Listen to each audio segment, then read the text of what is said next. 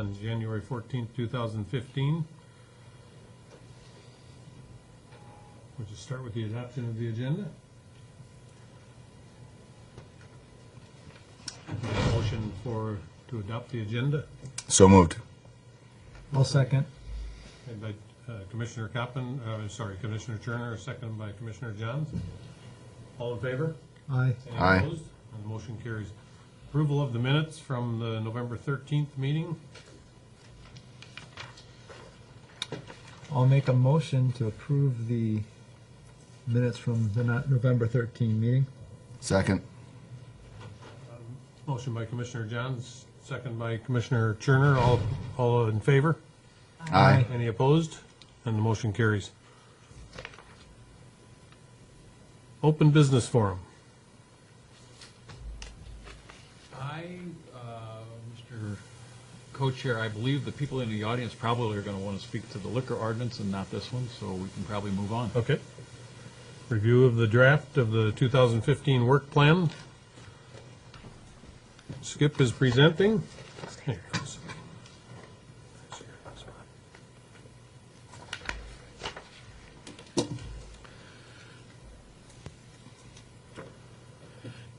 Give me a minute here, Mr. Chair, to get our PowerPoint going, and we'll get started. Mr. Chair, Commissioners, as you know, each year it is the job of the Commission to produce a work plan. Staff has provided a draft of a proposed work plan for the Commission, and we can certainly discuss that. Before we get into the work plan for this year, I thought we should go through a quick review of last year's work plan. Economic Development Commission had an active year and quite frankly accomplished a lot. There were 3 ordinances relative to business interest that came before you: the massage ordinance, the Sports Performance Training Center in an I-1 district, and the proposed changes to the I-1 and I-2 districts. All of those were reviewed by the Commission, and your recommendations went on to the Planning Commission and the City Council. Both the Greater MSP program and the Open to Business Initiative were reviewed by the Commission, and you'll see in the work plan for this year there's actually something put into the work plan relative to the discussions we had on the Greater MSP project. As we typically do every year, the legislative agenda, the parts that are relative to business concerns were reviewed by the Commission, and all of those have been included in Council's legislative agenda for this year. We had a very successful BECREC event. If you recall, back in May, we did the bus tour. We had about 43 of the Twin Cities brokers join us for the afternoon, took them around to 5 of our properties, and then also had a reception at the Ames Center. We received a number of positive comments on the event, so it was a very, very good event. And our STEM initiative, as you'll see when we get into the STEM work plan, also had very good results last year. Staff's proposed work plan for this year is review of the liquor ordinance, which is actually on your agenda tonight, a development panel. What we are thinking there, Commissioners, is when we reviewed the Greater MSP work last year, there was a question that came up from the Commission regarding have we checked in on pluses, minuses of locating your business in Burnsville? What we thought may be of some value would be to create a panel of some Twin Cities brokers and some of our multi-building owners, and share with you the positive they hear when they're talking to possible tenants and our clients to come to Burnsville, and the negatives they hear. And then what we'd be hoping for out of that discussion is maybe for the EDC to then have some discussions about, are there some things that we could do or should do to overcome any of the negatives that we hear? And obviously, are there things that we should do with the positives we hear if we haven't been doing them, to maybe market them stronger or whatever? We have not done something like this in front of this Commission since it's been in existence, so we're kind of hoping that this will be kind of an interesting discussion, and hopefully from that point forward for the rest of this year, the Commission could engage in some of those ideas, possibly make some recommendations to Council as to what we should do. So that's what we're thinking there. The wellhead protection zone review, that was actually on last year's work plan. Staff did not complete all of the needed work on that, so nothing's been done. So we've kind of moved it to this year's plan with the idea that we would review it as soon as our engineering staff has completed all of their work. Again, we would propose that we review the Greater MSP Initiative and the Open to Business Initiative this year. Again, review the parts of the legislative agenda relative to business. Hopefully do some sort of BECREC event this year, and then continue on our STEM initiative. As we look at this year's work plan, there are two items that I think warrant some discussion. An ongoing item on your work plan every year has been commissioner attendance at events such as ribbon cuttings, open house, the BECREC event, and other relative development type events. That has been problematic each year. We've not actually ever met the goal of having each commissioner attend 4 events, and quite frankly, we typically come short of that goal. I think one of the issues that we have is for those commissioners that do not work in Burnsville, it's hard to come to those events because typically they occur during the day. And, if the event's a half an hour, you probably got a half an hour's travel time both ways. And obviously to ask you to take an hour and a half out of your business day to come back to Burnsville to attend a ribbon cutting is probably, something that's a little tough. For those commissioners that do work in Burnsville, we also understand that because most of these events occur in the middle of the day, that, again, it could be hard to get away, from your business to attend these. Staff would recommend that the commission discuss either lowering the goal or even consider eliminating the goal from your work plan this year. And I guess at this point, Mr. Chair, I would open that piece up for discussion amongst the commissioners. Any thoughts? I'm sorry, Commissioner Johns. I think that I think we say this every year, I like having the goal there to be able to try to attend as many events as you can. I try to attend as many as I can, and but maybe we do lower it. Maybe we lower it down to two events. They do always seem to come up at just the wrong time for whatever. We just got to make an effort to do it. Does anyone, if we eliminated it, does that look bad? I mean, is that something we should attend? Should that be part of our goal as a commissioner? Mr. Vice Chair, when this was originally put in the work plan, I believe it was 3 or 4 years ago, I think that commission had an idea that, yes, it was part of the Economic Development Commission appointed position to try and attend those business events and have those conversations with business people. Even the commission that first put it in their work plan struggled to do the 4 per. For the same reasons we've discussed. When they're in the middle of the day, and especially if you don't work in Burnsville, it becomes rather hard. I certainly, if it's something that just can't be done, I don't think there's a negative to removing it from the work plan. Or, if you want to lower the goal, that's certainly possible also. Commissioner Kappen. I like the 4 events. I don't think it's unrealistic to do 1 a quarter. And personally, it made me remember that I'm supposed to do it.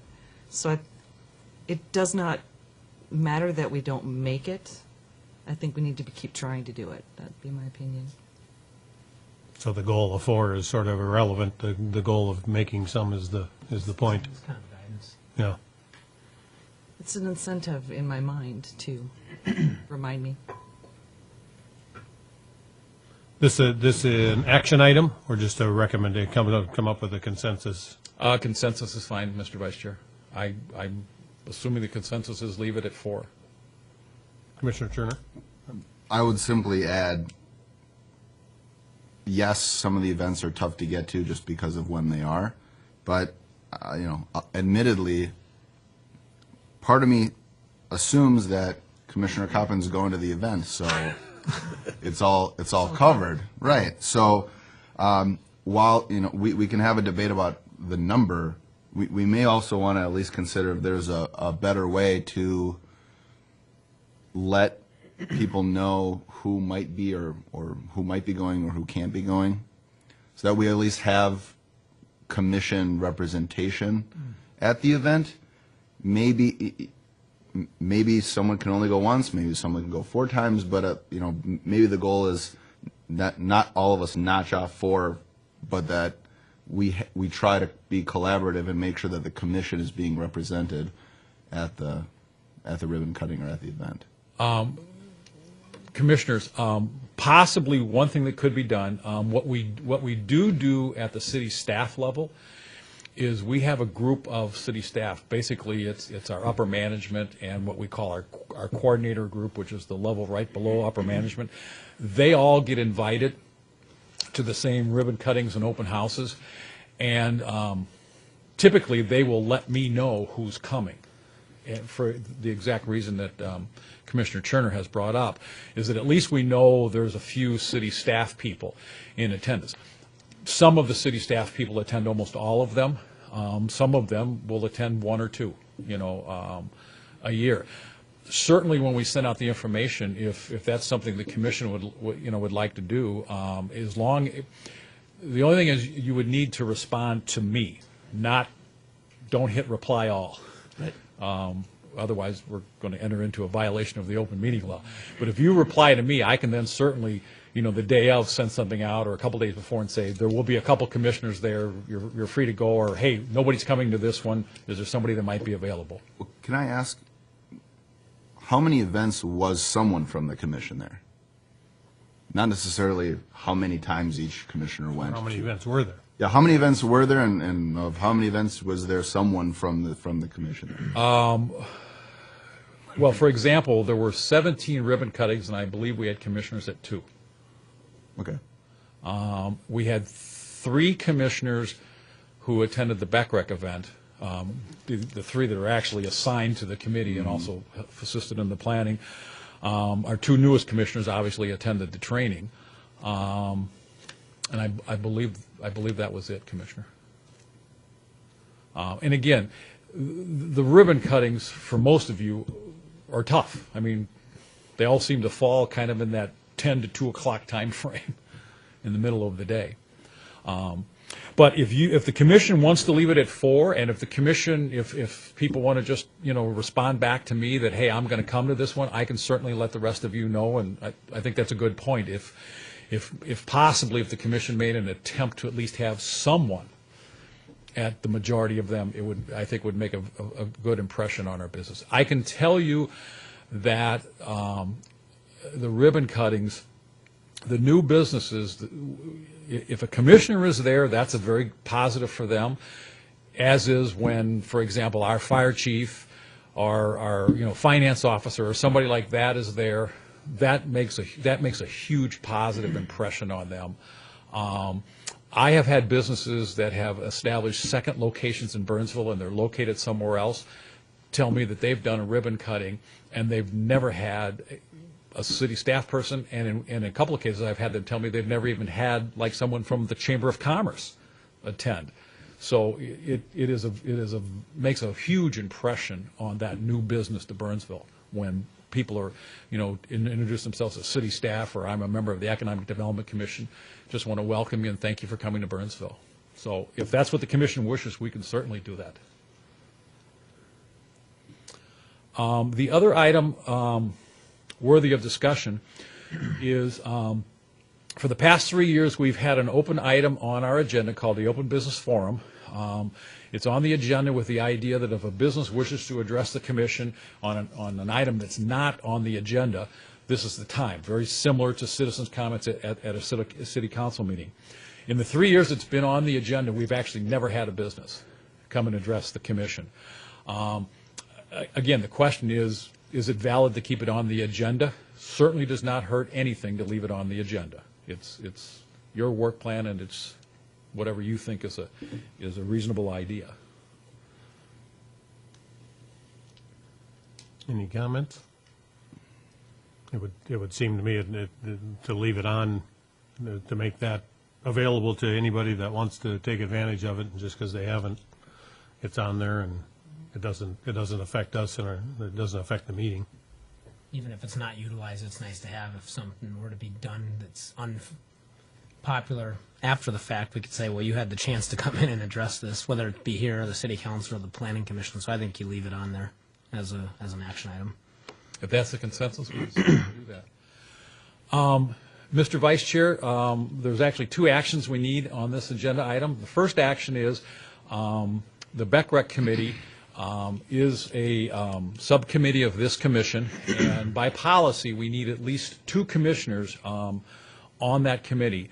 Commissioners Copen, John, and Kleppe were on the commission last year. Again, any two of you that wish to be on it, now would be the time to speak up. I'd do it again. Commissioner Johns? I could do it again. Anyone else? As long as you have at Commissioner least Johns, two. Commissioner Coppen? Thank you. And Mr. Vice Chair, the other action item we need is we do need, I should step back. I guess, are there other items that you wish to have on your work plan outside of what staff has proposed? If not, then we would need a motion to have council, to recommend that council approve your work plan, and Chair Andreski would be presenting your work plan on February 3rd to the council. Any discussion on the work plan, additions, changes? Otherwise, we're looking for a motion to approve the 2015 draft work plan as is. Also move. Second. Motion by Commissioner Turner, second by Commissioner Andriski. All in favor? Aye. Any opposed? And the motion carries. Thank you, Mr. Vice Chair. Also, the STEM initiative is basically an initiative of this commission, and as such, we do present a work plan to you, and we do need your approval of that work plan. To review last year's work plan, resulted in the attraction of 9 new companies to Burnsville with a STEM base. We actually had 39 companies in total that came to Burnsville.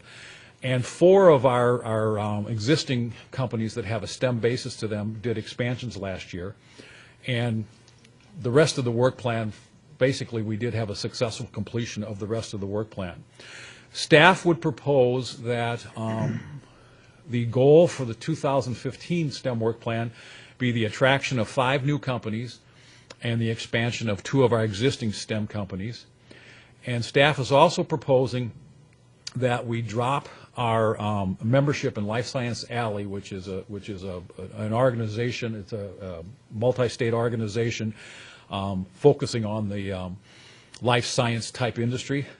And in its place, we add a membership to what is referred to as MNCAR, which is basically the association of the commercial brokers in the Twin Cities.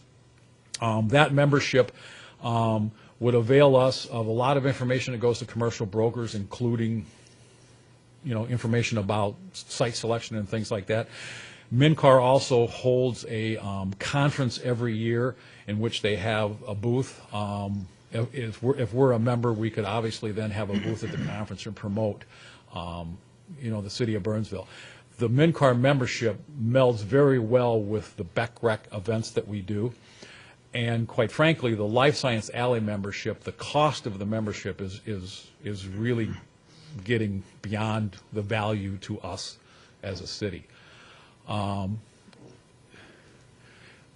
If there are any questions or discussions about the proposed work plan, I would certainly stand for those questions. If not, Mr. Vice Chair, the action item here is the commission would need to approve the work plan. Any discussion? A motion to approve the STEM work plan? I'll make a motion to approve it. Motion by Commissioner Johns, second by Commissioner Turner. All in favor? Aye. Any opposed?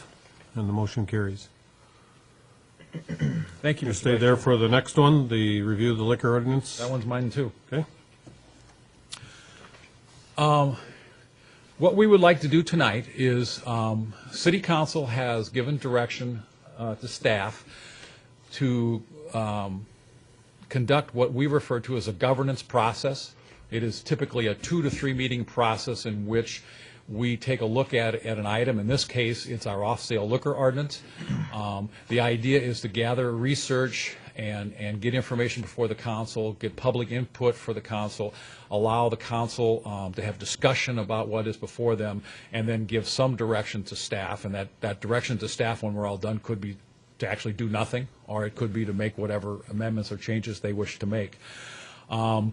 What we'd like to do is review those items that are going to be discussed by council and get the commission's recommendation on each of those items, so that on the 27th of this month, when we start the governance process, we'll be able to do that.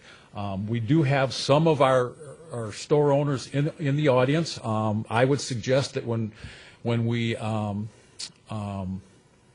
before you make your recommendation, if any of those owners that are in the audience wish to speak, I would suggest that we allow them to come up and speak. I realize we do not typically take public testimony, but I think because they've come out here, we should certainly avail them of that opportunity.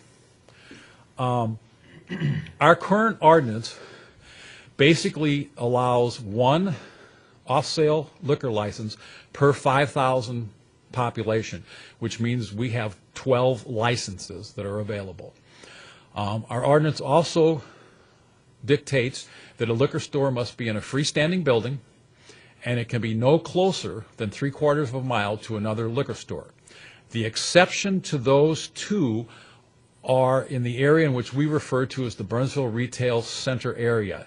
And in that area, the building requirement and the separation do not apply. That's why if you look around the Burnsville Center area on County Road 42, prior to the closing of Haskell's, there were 6 liquor stores in that area. The other 6 liquor stores are spread around the city of Burnsville, and they are all at least 3/4 of a mile from the nearest liquor store. There are some market changes that have occurred over the last few years. Obviously, the craft beer phase has become very prominent. You are seeing brew pubs and tap rooms open up all over the place. We have had some instances in which a variety of gourmet sales type entities have approached us and said, could we, for example, someone said, could we come and have a shop in which we sold oil and wine? Those are different that we haven't seen in the past. You are seeing more types of grocery stores that are looking at having a liquor store as part of what they do. In the state of Minnesota, that requires a separate entrance to that liquor store, which they all do. And in connection with brew pubs and tap rooms, the sale of growlers is becoming very, very prevalent. The current ordinance, with its 12 liquor licenses available, basically somewhat limit the ability for any of these types of things to actually come to the city of Burnsville. Obviously, with the recent closing of Haskell's, there would be a license available, so presumably one of these could actually, come under the current ordinance and come into town. When you compare our ordinance to what we refer to as our market cities, and actually in your background we also added some surrounding cities that are not necessarily our marketing cities, the freestanding building and the 3/4 mile are on the more restrictive side of what most of the cities do. Most cities, if they have some sort of geographic restriction, it is typically not allowing a liquor store within a certain amount of feet and or separation from things like churches, schools, and daycares. Interestingly enough, we do not have that in our ordinance.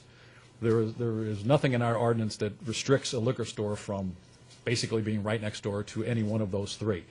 The only geographic restriction is they have to be 3/4 of a mile away from another existing liquor store, unless they're in the Burnsville Retail Center area. The ratio of stores to residents is on the higher side of our market cities, and by that what I mean is a number of our market cities are more in that one store for every 3,000 or 4,000 residents. When we get up to one for every 5,000, we move up a little higher. And there are only a few of our market cities that actually have a ratio of, a population type and a ratio of the number of stores per population. The growlers, many of our market cities allow growler sales right now, and many of them that do not are in some process of reviewing that, including the city of Lakeville, which is a municipal city, is in the process of reviewing if they would allow growler sales, in their city, which is rather unique considering that it's a municipal liquor city. The amendment options that council will be looking at is, should they create a growler category? Should they create a taproom license? We would need to have a taproom license to have a taproom in Burnsville. Should they have create a category that calls for an accessory use? Should they cap the number of stores in the Burnsville Center retail area and kind of, there was some question about are we allowing too much clustering of liquor stores in the Burnsville Center area? We did meet with our liquor store owners back in November, and a question came up regarding the actual application process if a license is available. The question might be, should we further define that? The question was, how do you know when you've gotten to, let's say, 65,000 population, and so you could go to 13 licenses?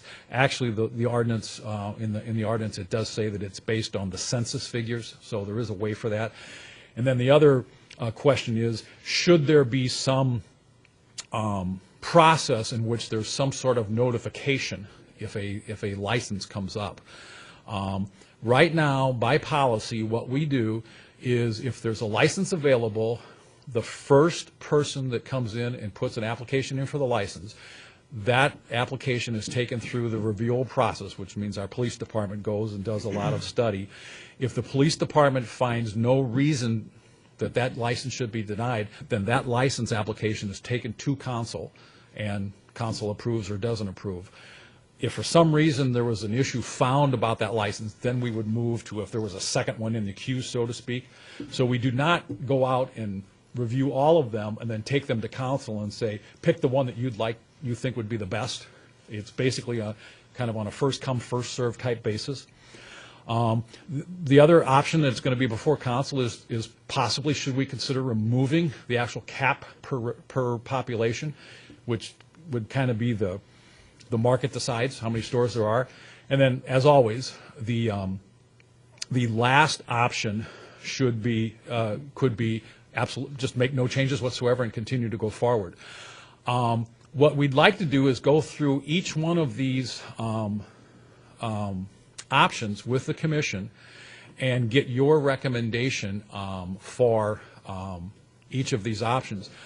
My suggestion, Mr. Vice Chair, would be that at each option, before you make your recommendation, after staff has made their presentation and answered any of your questions, that if any of the liquor store owners in the audience wish to speak to that option, that we allow them to come and speak to that option.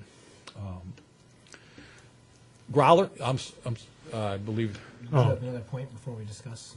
No. Well, I was going to ask, on the previous slide, you said few cities regulate based on population. That's correct. And then you said the average ratio is about 1 to 3,000 in other cities. Is that a market-driven ratio, or is that a regulated No, that's ratio? market-driven. Okay. I'm sorry. And so we're In our creating market a little cities, bit. There's a two little other market cities that have in their ordinance, they have a relationship of license to population. The rest of them, the 1 to 3,000 or whatever, that's basically. So basically, the market is saying we should have about a 1 to 3,000 metric, and the city of Burnsville has limited that to 1 to 5,000. If you're, you could express that's how I'm. When I look at this, that's how I'm understanding it. That the city of Burnsville currently is essentially limiting competition that other cities are allowing to flow into their city, and so. Because that's why I asked if it was regulated or not. If other cities are saying 1 to 3,000, well, that's not a market-driven ratio. But if they're not regulating, in most cases, that's a mark. It's if Egan's at 1 to 3,000 without regulation, Egan and Burnsville, not quite similar, in demographic and whatnot.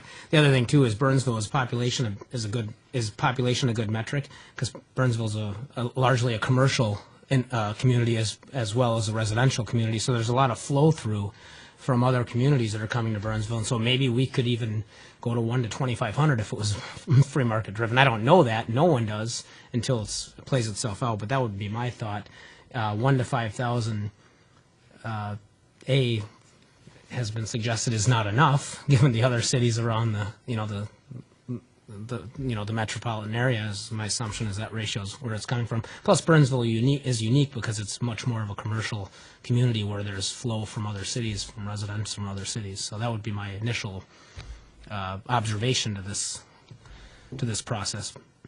Thank you, Commissioner. The first item that we're going to ask council to look at, and we'd like your recommendation, is growlers, just so that we're kind of all on the same page. A growler is basically a 64-ounce glass container. So if you are a brew pub, which would be a restaurant that brews their own beer and sells their own beer, and you could do that on site. For example, one of our restaurants, India Palace, is undergoing an expansion right now with the intent to become a brew pub. Under the current ordinance, they could sell their beer if you came in and had dinner and wanted their beer. If they wanted to sell a growler, a 64-ounce container that I would take home and drink at home, they would need an off-sale license. With the closing of Haskell's, there is one available, so they could obviously have that one, but then we're done. The question has come up is, should we possibly consider creating, let's say, a growler category and saying that if we have our 12 licenses that we have right now, should there be a growler category, and maybe we say we'll allow 2 additional licenses or some number of additional licenses strictly if someone is looking to sell a growler. We did meet with our liquor store owners back in November. They had limited opposition to us doing this.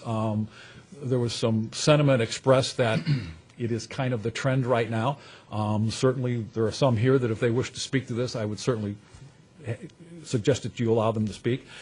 We also met with the Chamber's Public Policy Committee in November. They were in favor of somehow allowing the sale of growlers. And we met with the Chamber Board in December, and they were also in favor of somehow allowing the sale of growlers in Burnsville. Again, if there are liquor store owners here that wish to speak to this, I think we should let them speak at this time.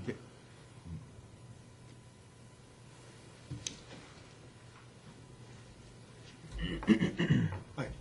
Thank you for the opportunity to let me speak. My name's David Hauptman. I'm the general manager of Red Lion Liquors on Nicolay Avenue, Burnsville. Been down there for a long, long time. The growler situation, I think that is, bringing the brew pubs and things like that to the city of Burnsville would be a great asset for the community. I don't think that we have any problem with, I'm speaking for myself, but in speaking with the other gentleman, I don't think that would be a big thing for us. That's how these brew pubs get going, by selling their product like that. Moving forward a couple of years, I'm sure it's going to come in front of you that they're going to want to sell growlers in liquor stores. They're going to want to have some kind of system set up, because I know they do it in other states, where they could bring in the growler to a liquor store, and then we have their beers on hand, and we fill the growlers. That's down the road, but I'm sure it's going to come our way. And creating a license just for that, that would be a great idea. That would be a good idea. I don't think that there's any opposition here with that. So I think that would be a good move for Burnsville. So thanks. If I can answer any more questions. David, you view that a lot different than an off-sale license? Well, I mean, the quantities they can sell is 100,000 a year. They can sell a lot. yes, but There's see, they can only multiple sell licenses. beer. They can only sell the beer that they brew. Right. But that could be, well, And it's usually still the beer that limited. they brew is not available in package stores. They're finding either they can self-distribute to our stores. We deal with a lot of small breweries, and they self-distribute. I know a lot of them are having trouble getting in with big wholesalers because their portfolios are so full. They don't want to be, like on the 10th page on the bottom line of the book of their sales book. So they, that's an opportunity for, this craft beer trend to expand. So I really don't think that, it would be a problem with, I know it wouldn't be a problem with us. And what would a fair number be of licenses? Oh, well, that I don't know. I think I would, there are breweries out there that co-op, so you can build one brewery and have 3 different people brewing beers out of there, 2, 3, 4, 5, whatever they want to do. And breweries, here again too, that can, if they go into having the tap rooms but all they can sell is their beer, not other people's beer. So that isn't like a regular off-sale liquor license. So I don't think that would be a worry.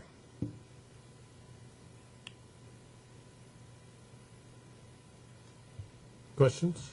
Yeah, when Commissioner you John? say there's 2 or 3 breweries within, or 2 or 3 vendors within a brewery, if you will, they only require one liquor license? Well, I am not an expert on that. Okay. I do not know how that works. I'm sure they have to have some kind of license to be a producer. Okay. So, but as for it now, and here again too, I'm thinking of one that's in Minnetonka. I think it's Minnetonka Brewery. There's 2 or 3 that are out there. Actually, one has just left and is opening up in Shakopee. And so I don't know if they have a tap room. I don't know if they do growlers. They do 6-packs, 22-ounce bottles, bomber styles bottles, and then they come to us and we sell their product. I don't know if things like that, co-ops like that, have tap rooms and are able to sell growlers. I don't know the laws on how those work. Would it make any sense to force the people that want to do growlers to do it through distributorship and do it through a liquor store? Well, their hands are tied on going through on wholesalers right now because, like I said, these wholesalers, we have new products coming to us. I could put in 5 new beers a week for the next 2 years and still not have anything. So they have a tough time doing it. So they started, and once you're getting in with these bigger wholesalers, you have to be able to put out so much beer. And a lot of these guys, these small guys, they're only, I don't know how many barrels a year, but hypothetically, they can only produce like 2,500 barrels a year or 5,000 barrels a year. Or if you get hooked up with a wholesaler that's going to deliver to the whole metro area and all the package stores in the metro area, you're going to have to produce, hypothetically again, 10,000 barrels, 15,000 barrels a year, just to fill the pipeline out there.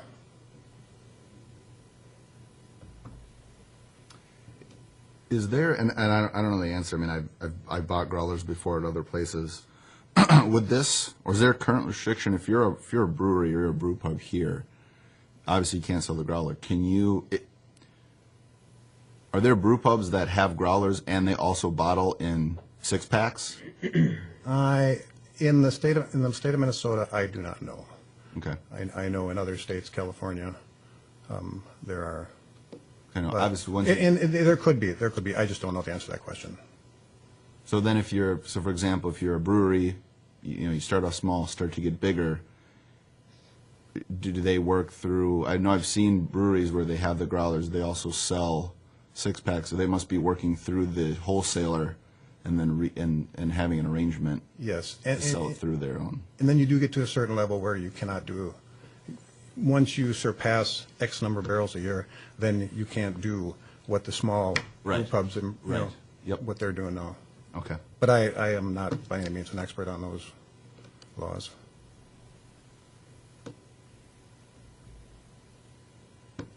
Is there any different perspective if we expand this conversation beyond just beer? Yes. You mean if they were able to sell other things? Like a distillery. Yeah. Well, no, and here again, I'm not sure on how the distilleries work on those. Okay, and those I'm smaller not ones. Yeah, I don't know the answer to those questions. Oh, sure. Absolutely. My name is Mike Maglich. I'm with MGM. I also happen to be on the Board of Directors of the Minnesota Licensed Beverage Association. I think Mr. Niehaus is working with Frank Ball, who's our Executive Director of that association, regarding some of these licensing questions that you're asking. I think I can speak a little bit to this taproom growler issue. The state of Minnesota actually defines, and correct me if I'm wrong on this, Skip, but they actually define what a tap room is and what a brew pub is and what a brewery is, what those licenses can and can't do. I think what's happening here is you don't have any of those operations in your city, in the city of Burnsville. Other cities are opening them up.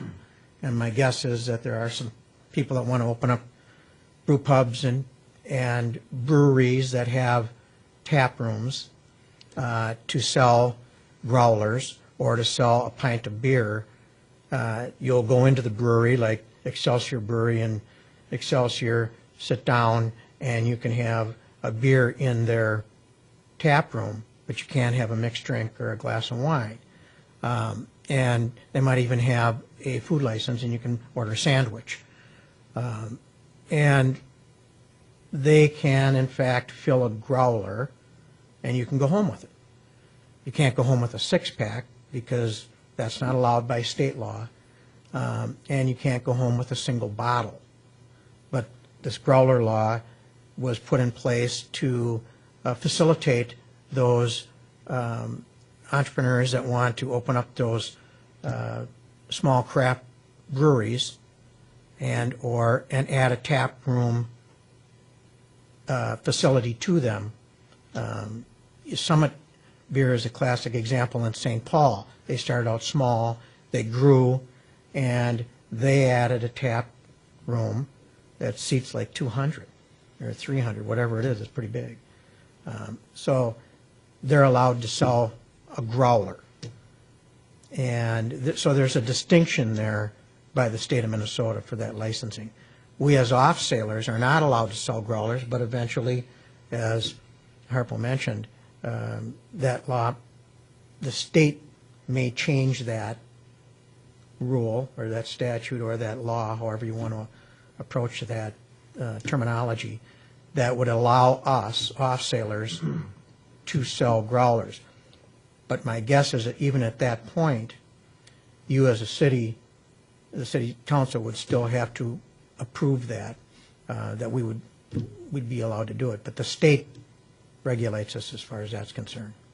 So I don't know if that's clarified it anymore for you or not, but that's pretty much the way it goes, and I think that's probably what Frankel, and again, I'm not an expert on it, but just hearing the way that a lot of our association members are bar owners, distillery, right. People are coming in, and that's going to be another issue that the state of Minnesota is looking at, whether or not someone that opens a distillery will be allowed to serve you a drink of their vodka or gin or whatever they're producing in distillery.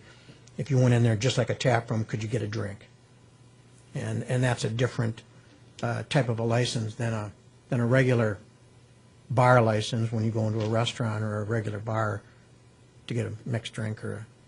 They wouldn't be allowed to sell beer, they wouldn't be allowed to sell wine, but they could let you taste one of their. So a city that doesn't have limits on their liquor licenses wouldn't have the issue at the city level, but they'd still be under the state laws as to what they could offer if they were not an off-site liquor store. Correct. I mean, if you tried to create a new license here, the state would still have to probably authorize that that would be some sort of new license. Because when we had our discussion at the chamber level, we talked about what about a wine, you remember, Skip, when we were talking about chocolate and wine and things of that nature that might not have a lot of sale within its location, but just unique little ideas that had a twist of alcohol to it that also would fall under this liquor license law, potentially.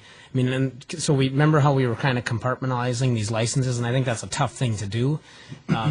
But ultimately, if there was no liquor license cap at the city of Burnsville level, there wouldn't be any issue with any of this, except for at the state level when it comes to growlers versus off sale stores, et cetera. Yeah, correct? the definition specifically related to selling by the glass or by at-home consumption.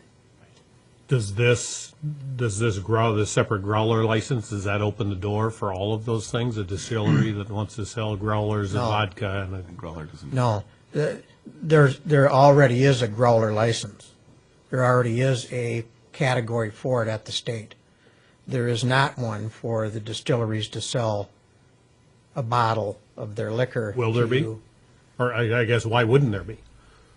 Well, If I got a license for a growler and I want to open up a distillery, I'd go to the state. That's, how do you discriminate against one kind of alcohol versus another? Isn't that going to open, hasn't that opened the door? well, Commissioners and Commissioner Reavers, the laws regarding the sale of beverage alcohol are complex, to say the least. Some of them, some people think are archaic. Other people think they should be more restrictive. But the product has always had a regulation factor to it. It's a heavily regulated product. It's, we all know the social consequences of our product that we sell. And it screams for regulation. It needs regulation. It isn't something that any of us, even those of us in the business, want to be distributed or sold to everybody anywhere, regardless of your age or, on a campus, etc. So most of the laws and regulations are there because we're a controlled substance by definition by the federal government. And it'll always be a controlled substance. That's not going to change. And there are many communities that regulate it very heavily, even more heavily than what you might consider you're regulating it here, just because of that factor, that it has a social consequence attached to it when it is deregulated. But, that just happens to be the situation with our product being a controlled substance. Most cities want it regulated. Most cities want to control the sale of that product as opposed to tires or clothing or food, just simply because of the social consequences. So. Is that the stance? Sorry, one more question, maybe a little bit off the topic of growlers. Is that the stance we hear, and we heard when Total Wine opened a store, the cluster and the numbers? Is that why the numbers have been limited? I think a little bit Commissioner Andruski alluded to, why not open it up like every other industry is? What's the stance of your group or the MLBA on that? That logic, where does that? Well, I think, maybe to set the record straight, and I think I can speak for our state association, and I know I can speak for our company and most of the retailers here in this community that I've known for years, and we've been part of this community for 40 years. It was never about competition, the discussion with Total Wine. It was never about, us being the license holders, trying to be restrictive within the community here of competition. I mean, we have Costco, we have Walmarts, we have the Cub Food, et cetera, et cetera, et cetera. I think it kind of got out of control a little bit in terms of that discussion. It was more about how the process was changing, how the licensing process in the city of Burnsville was changing.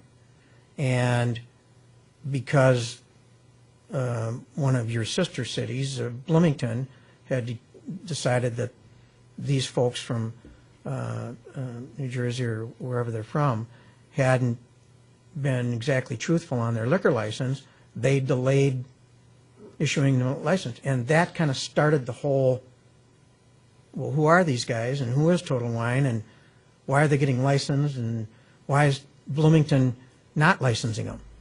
And of course, the city of Bloomington had no obligation to publicize why they weren't issuing the license right off the bat. That was their private business, and so it sort of mushroomed into why are we the license holders in Burnsville against Total Wine?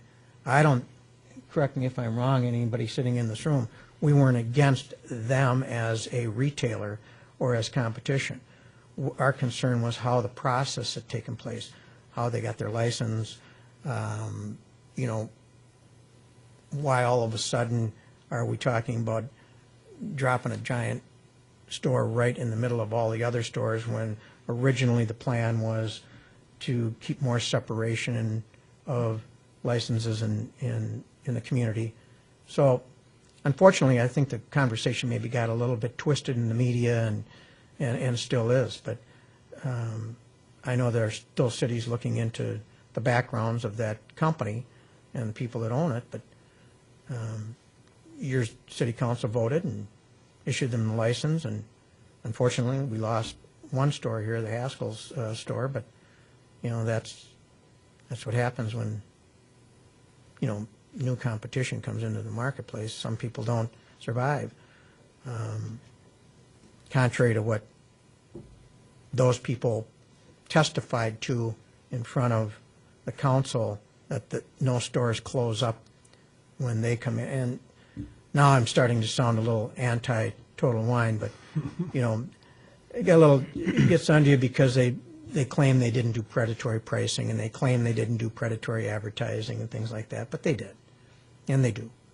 And, you know, that wasn't exactly truthful. But anyway, I don't know if that answers your question, Commissioner. It does but, kind of, and it did get misconceived or not conveyed properly. You know, clustering was the big term that we heard, and I guess clustering happens all over the place. So why? And I'm just looking for some logic. If the off sale liquor is different, you know, if it's different, why is it different? And maybe it's, you know, it's a controlled substance, and that's a very big part of it. But, you know, we all want the regulation, so.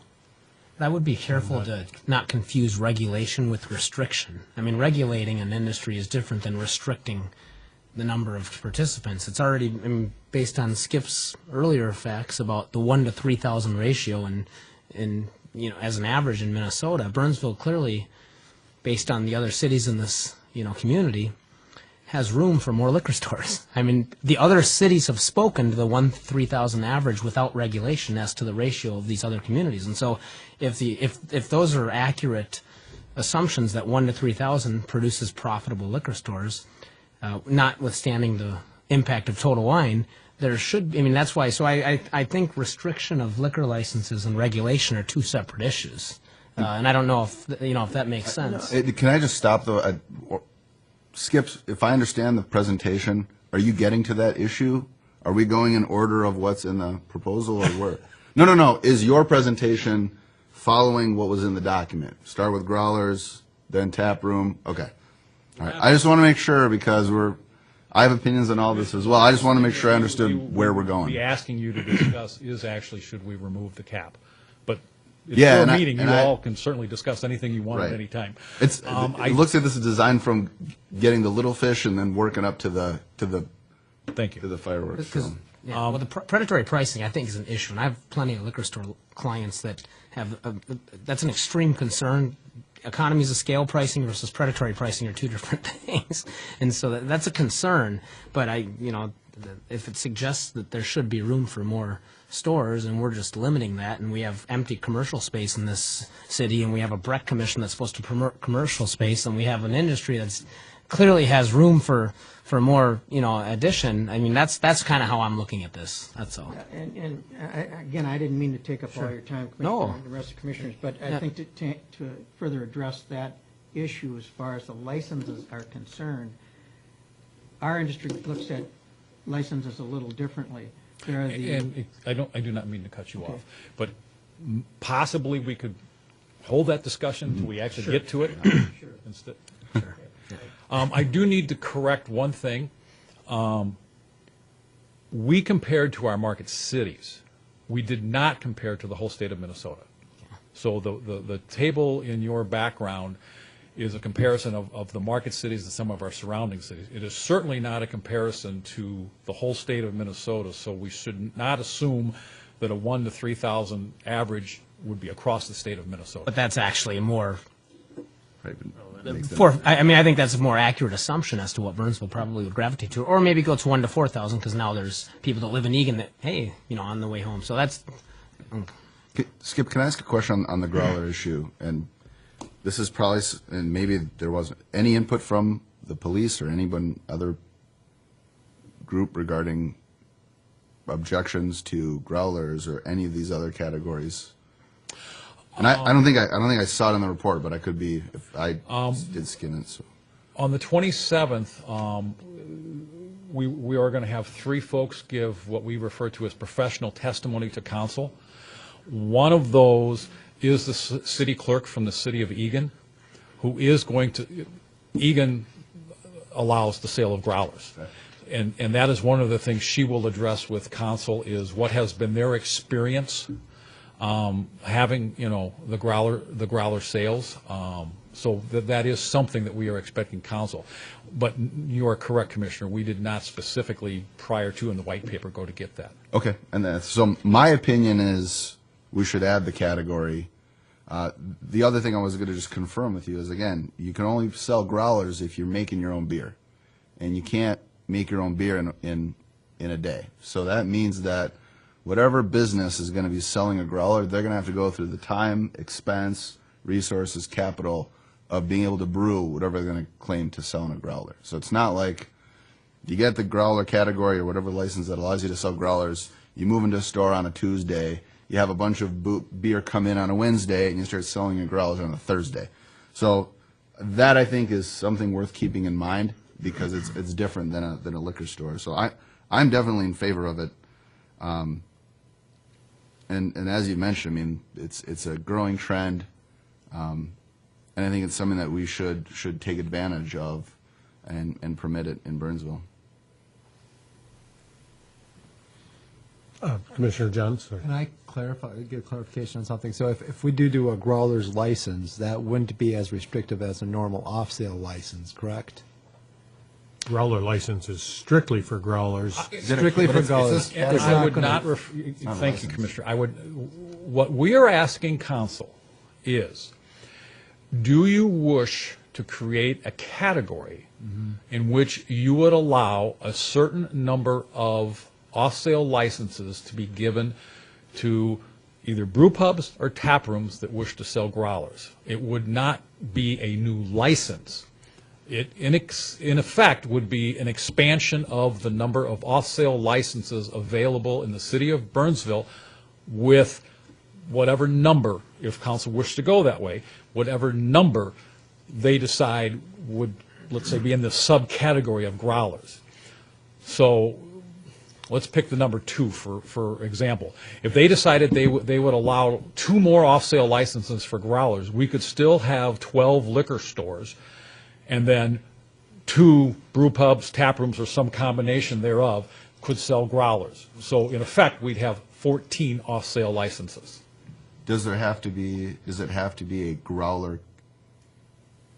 Is there a separate rule that says if you open a brewery and you want to sell your beer and you want to sell it in a growler at your brewery, you have to have a unique liquor license that's just for growlers, or could you just sell growlers because you're a brewery, you're designated as such, you're not going to sell anything else, then you can do it? There are basically 2 categories, Commissioner. You have a brew pub, which is basically a restaurant that is brewing their beer. And if they wish to sell that beer on site to their patrons while they're, for example, having lunch or dinner, they do that, and that comes under their on-sale license. If they wish to sell a growler, which by state law is defined as a 64-ounce glass container, for someone to leave, that necessitates an off-sale license because you're taking the product off sale. Right now, if you wish to open up a brewery in the city of Burnsville, you can. That is a manufacturing process. So you make beer, and you somehow get it to a liquor store or a restaurant to sell. If you decide you would like to have some people come into your brewery and be able to sit down and have a beer, that's a tap room.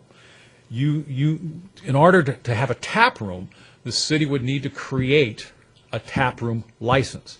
Now, take it one step further, if you then wish to say, I'd like to allow some people, after they've had a couple of glasses of beer in my tap room, to take a growler home with them, that takes the off-sale license, which is right now capped at 12.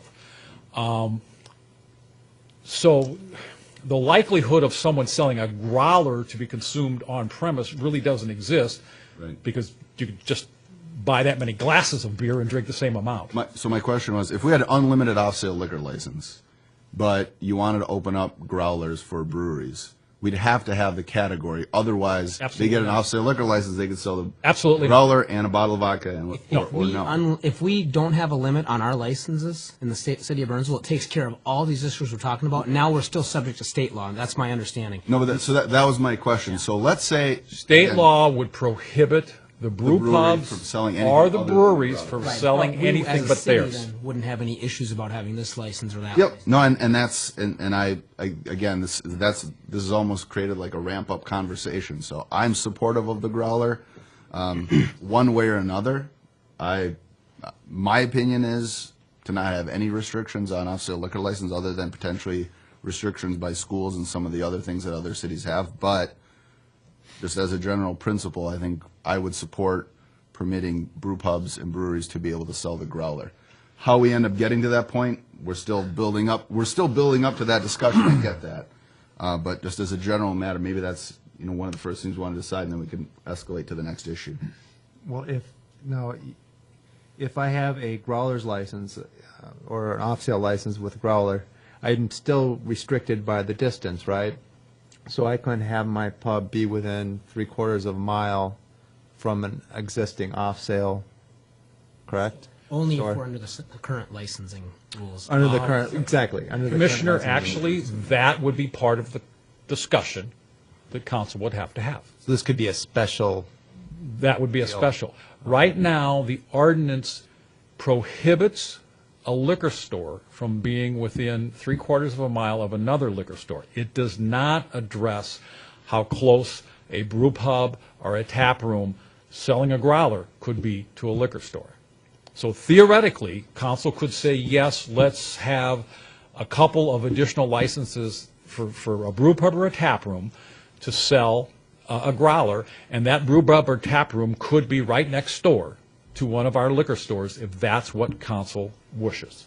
The other option we could, maybe I'll even throw this out as a recommendation, is we could have an unlimited number of licenses in the city of Burnsville and let the market decide the licensure issue, and then have an exemption for growler-only institutions so they're not subject to this distance test, because I think growlers can sit next to each other and actually market themselves together if it's a restaurant slash pub type of again, if environment. like- So that would be another option where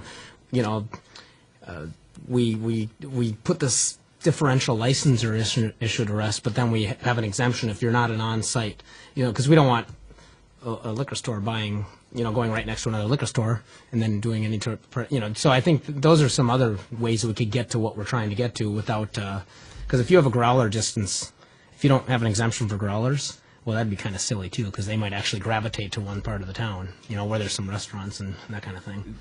Is there just on the growler any objection to growlers as a thing that a brew pub or a brewery could sell? I know we have to get to the other question, but just as a practical matter. Can we move to the next question and come back? We can do whatever you wish, Mr. Vice Chair. It might help clear up Does some end other It things. does end up, we end up circling back to it. There's lots of parts. The other option, or the other option that council could discuss is what is referred to as a tap room license. That is a defined license in the state of Minnesota.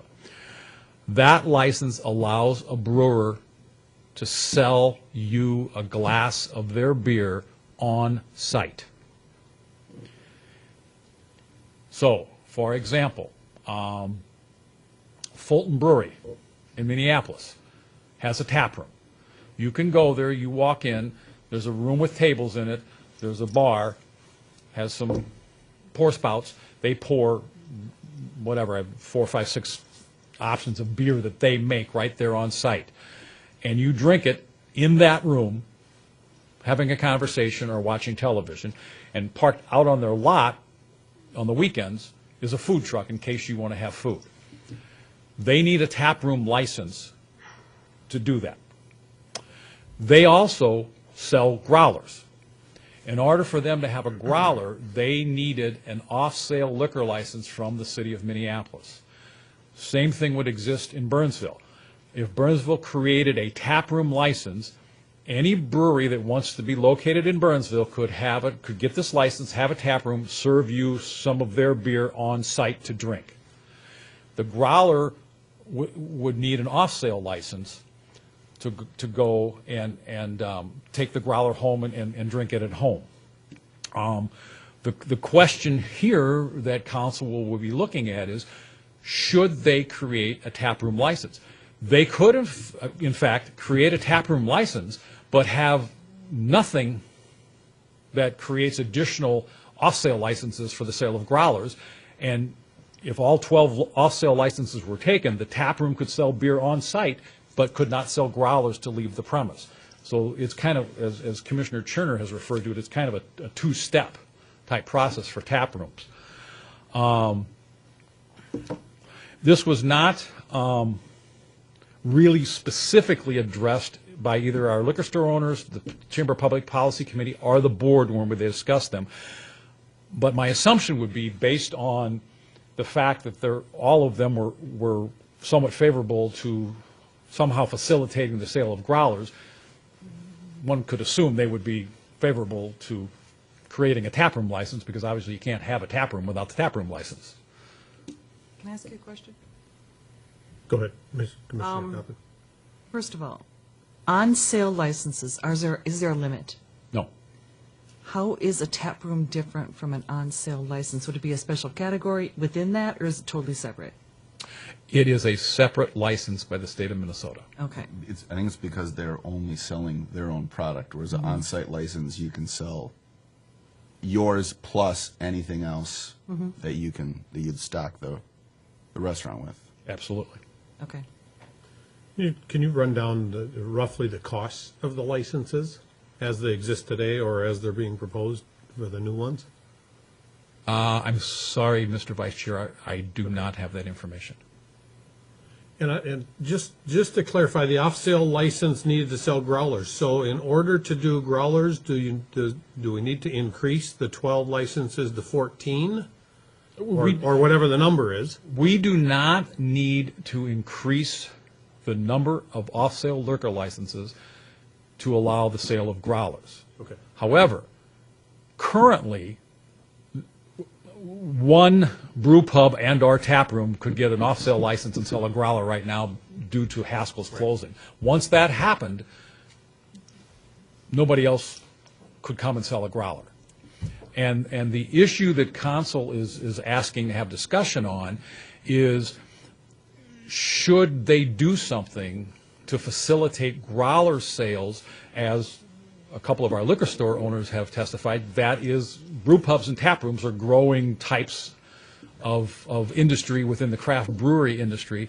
Should they do something to facilitate those folks coming to Burnsville? Because right now, the off-sale liquor license would prohibit that.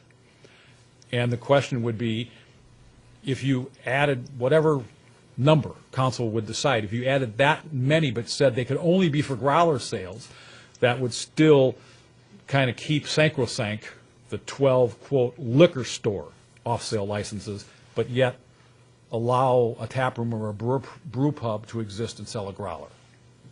Hopefully I haven't confused you totally with that. Commissioner Coppin.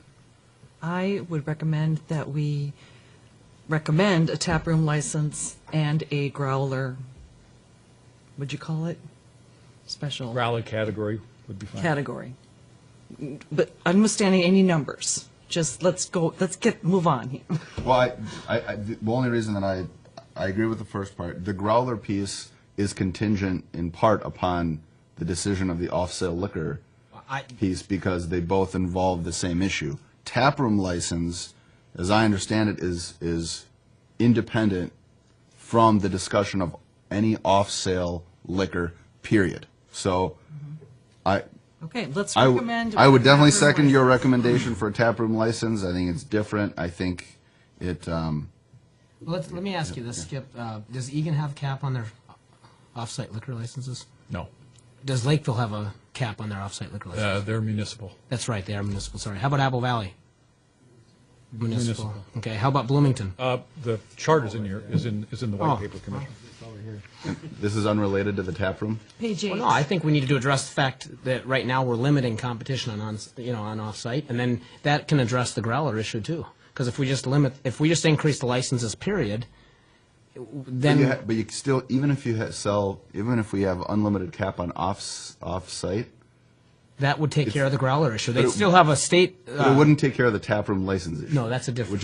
Which is what I would second your motion on. Okay. To Do recommend. we need an action item, or is this recommendation? Mr. Vice Chair, you do now, on the taproom licenses, have a motion and a second. You should have either continued discussion on the taproom and/or vote on that motion. Okay, so sticking strictly with the taproom license, any other discussion? We have a motion by Commissioner Turner and second by Commissioner Coppin to approve or to recommend, Other way around. I'm sorry, I don't care.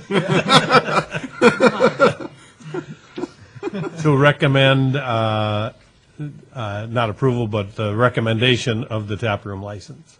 Any further discussion on that particular item? All in favor? Aye. Any opposed? So that motion carries to recommend continuation of a taproom license. Mr. Vice Chair, did you wish to go back to the growler discussion, and does the commission wish to make a recommendation to council on the creation of a growler Can category? we go to the next one We can still, do and then whatever. go back? Let's go back to that Why don't one. we just finish this?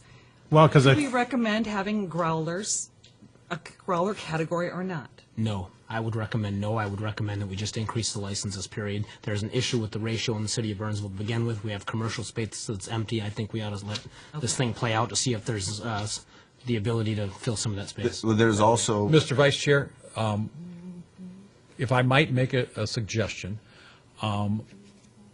possibly we could go through each of the options, present the options to you, answer all of your questions, and then maybe wait and let you ferret out some final recommendation, if that would be acceptable.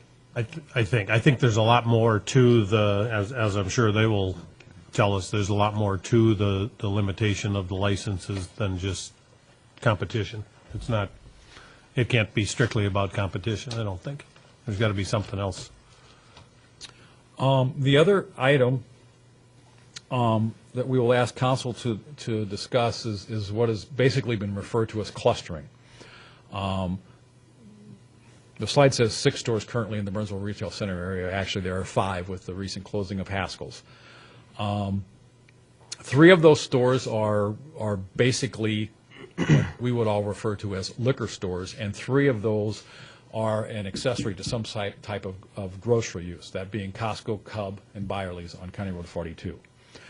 In our discussion with the liquor owners back in November, they preferred that the ordinance be somehow amended to cap at 6 the amount of liquor stores that could liquor off-sale licenses would be the better way to describe it.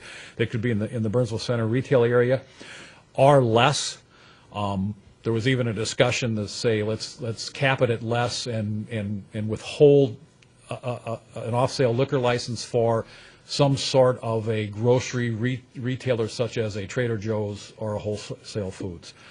When this item was addressed by the Chamber of Public Policy Committee, their recommendation was allow the market to decide how many are in the Burnsville Center retail area. And when this was brought to the Chamber Board, their recommendation was allow the market to decide how many stores exist in the Burnsville Center retail area. The other option that will be before council is, again, this would be another category. Should there be a category that would be basically defined as accessory to grocery? And should, as in we discussed about a growler category, should there be a certain number of additional licenses that are allowed only to be given to an accessory to grocery. So again, you could continue to have a basic cap of 12, but you could have a separate category for some additional licenses accessory to grocery. That would allow someone such as a Trader Joe's to come to town. And that category would obviously then include Cub, Wireless, and Costco, which, interestingly enough, if that category was created, you'd automatically have 3 moving in a category, which then kind of says you'd have 3 liquor store off-sale licenses now become available. So this one is somewhat convoluted and will take a lot of discussion by probably you and or council. When we met with our liquor store owners, they recognized the fact that it's been stated many times that people in Burnsville would like to have a Trader Joe's, and on a lesser scale, a Wholesale Foods. Prior to the closing of Haskell's, that would not be possible. So they are somewhat in favor of allowing that, and I think similar to the Growler, they do not consider that smaller entity that's an accessory to grocery to be the full-blown liquor store such as them. When this went to the Chamber Public Policy Committee, they were in favor of it. Their only suggestion was that there be some limitation, either sales volume and or size. Sales volume from an enforcement perspective becomes very hard to enforce. We certainly, if we created this category, could limit the size of that accessory liquor store. And for example, in the white paper, we've shown the size of the 3 ones that are currently accessory to grocery uses, and they are smaller than the vast majority of our liquor stores in town. The Chamber Board, when it went to them, were in favor of somehow allowing this accessory to grocery stores to occur. And then, kind of getting to the point that Commissioner Andreski wished to get to, the other thing the option that would be asked of council is, do you want to remove the 1 per 5,000 residents, which in effect then means there would be no cap on the number of liquor licenses, off-sale liquor licenses, that could be granted in the city of Burnsville. If that part of the ordinance is removed, the freestanding building and the separation would still remain in the ordinance. So the amount of licenses that could be granted would be somewhat limited by that restriction. Obviously, there's no similar restriction within the Burnsville Center retail area, so presumably as many liquor stores as the market desires could be in the Burnsville Center retail area. Recent history may say that any more than 6 market-wise might not work. Recent history might say only 4 or 5 in that retail center area might work. So while the cap would be removed, there would still be somewhat of a limiting factor because of the freestanding building and the separation. There are 3 possible locations in the city of Burnsville in which you could erect a freestanding building and not be within 3/4 of a mile of another liquor store. One is on Cliff, where Red Hawk Liquor used to be. You could obviously go take over that building, and obviously you would not be within 3/4 of miles of a liquor store. Around about the area on Diffley, where that little shopping center with the Mr. B car wash, if for some reason that closed, you could tear that building down and build a freestanding building, have a liquor store in there, and you would not be within 3/4 of a mile. If you went down kind of on the Buck Hill Road down towards the Lakeville border, you could put a freestanding building and have a liquor store there and not be within 3/4 of a mile. To go any place else in Burnsville would necessitate that you go into the Minnesota River quadrant, and unlikely that'll happen until that development or redevelopment occurs. So in the foreseeable future, there's probably 3 places in the city of Burnsville where you could meet the freestanding building in 3/4 separation, and then there's that Burnsville Center retail area, which obviously has none of those restrictions. We actually did not have a discussion of removing the cap when we met with the liquor store owners, but I think I can safely say that that's not something that they would be in favor of. And if I'm wrong, one of you please come up and correct me. When we met with the Chamber Public Policy Committee, again, their recommendation was let the market decide. Remove the cap, let the market decide. The Chamber Board was split. I would say roughly 50-50. Again, half was saying let the market decide. The other half, I think the way I would characterize their discussion was that with the willingness of our current liquor stores to kind of embrace the sale of growlers and embrace liquor as an accessory to a grocery store, since they're already acknowledging that those are the kinds of things that a lot of people have looked at and are asking for, that since that in effect is increasing the number of off-sale liquor licenses, is that should be enough, and that we shouldn't just totally remove the cap and let basically additional liquor stores all by the, standalone and or in lease space come in. That's, I think, kind of how what the split was between the Chamber Board. So I think on one side it was, again, market, let the market make all the decisions. On the other side was, we can have a compromise, should we say, in which we get some of the new kinds of things on the market, but we don't completely open it up. The history behind the somewhat limiting of the amount of off-sale liquor licenses is over the years, councils have repeatedly said that because of the freestanding building requirement, our liquor stores have made an investment in a building. And that investment should bring them some sort of acknowledgement. And that acknowledgement has always been freestanding building and some sort of separation.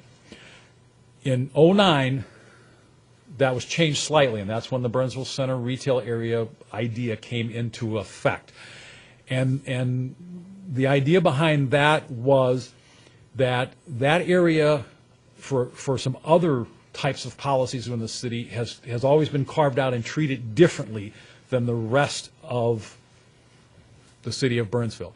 So in 2009, we kind of came down to the let's keep the freestanding in the 3/4 in what at that time was referred to as our neighborhood liquor stores, and let's treat this retail center area differently because we already treat it differently in some other policies and ordinances. So that gives you a little history there. With all of that, I will certainly answer any questions. And again, I think if any of our liquor store owners wish to address the overall discussion we've just gone through, we should certainly avail them of that opportunity. I have a question. Commissioner Koppen. What is the reasoning behind this freestanding building thing? Why? What is the positive points of that? I'll give what I believe is the history, and certainly some of. If you wish to come up and address that, please. My name is Scott Hilla. My family's been in this before Burnsville was a city. Our family built the city, a lot of it. And the reason to answer your question is in the early years, Burnsville wanted an investment, just like he was referring to, Skip was referring to, as an investment into the community. They're looking just like you are today. You're looking for other businesses to come in. And the liquor business was, hey, if we could get liquor stores and we put them 1 mile apart, originally it was a mile apart, and we put them a mile apart, everybody will have a liquor store within a mile of their home. That was the intent of it. And the freestanding had to do with you had an investment in it, and you weren't just selling booze or liquor to anybody. You had an investment. If you opened up in a strip mall, you could just pretty well sell and just, if you're not making it, you start selling to minors and start selling it, and and it would be, it doesn't help the community. And the freestanding, they had the investment in the community. And it raised their tax base also. It's raising your tax base in Burnsville because you have an investment in there.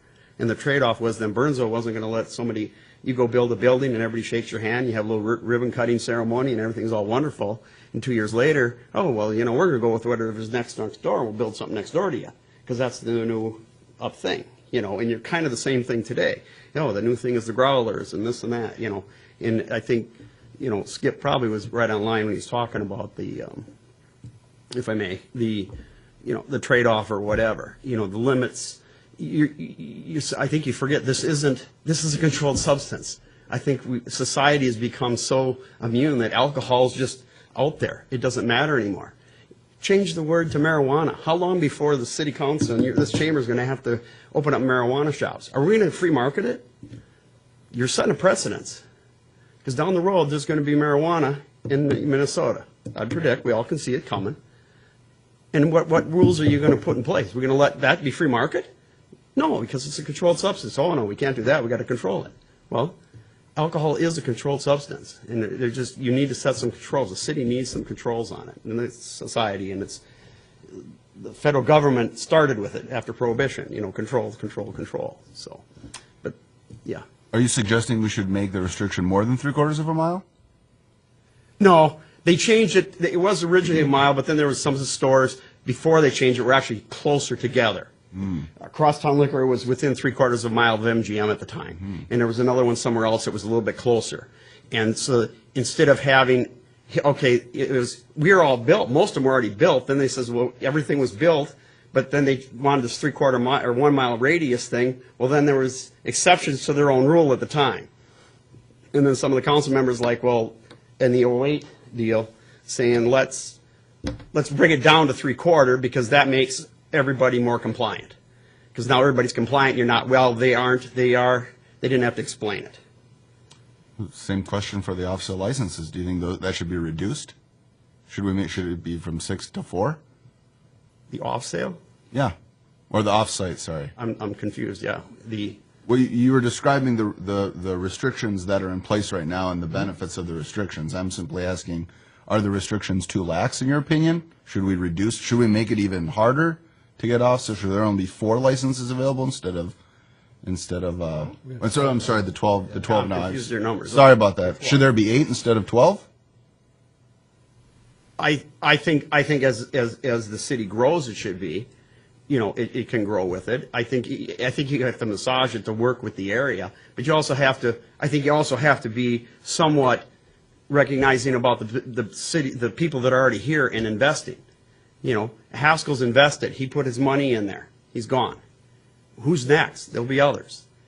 By granting this, there is going to be some shuffling around, and some are cold and say, well, it doesn't matter. We don't care. I happen to run a very neighborhood liquor store. It is your neighborhood liquor store, period. And you know what I mean? And it's helping Burnsville because it gives a good showplace to Burnsville. When people come in, they don't just see the flesh. They see some down-to-earth people that you can talk to. And I think Burnsville needs that little more heart there, Excuse me, if I could, Mr. Hill's explanation of 3/4 mile is actually point on.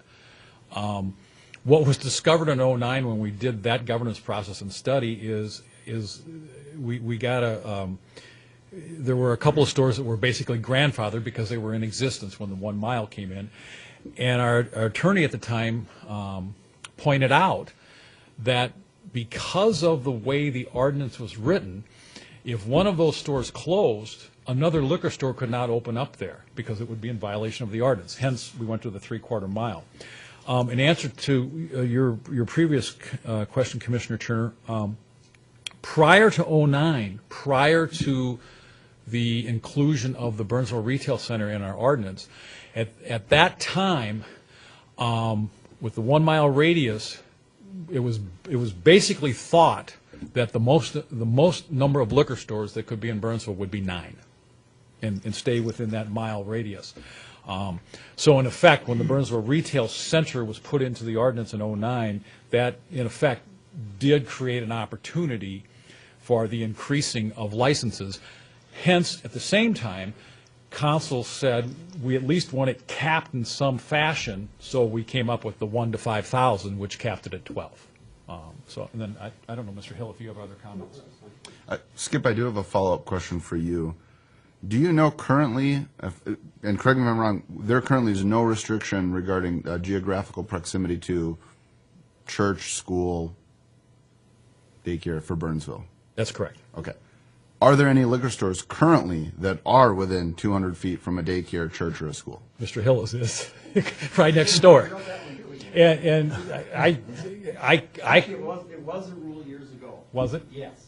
And the church came next door to us and they wanted to buy the Tom Thumb or whatever.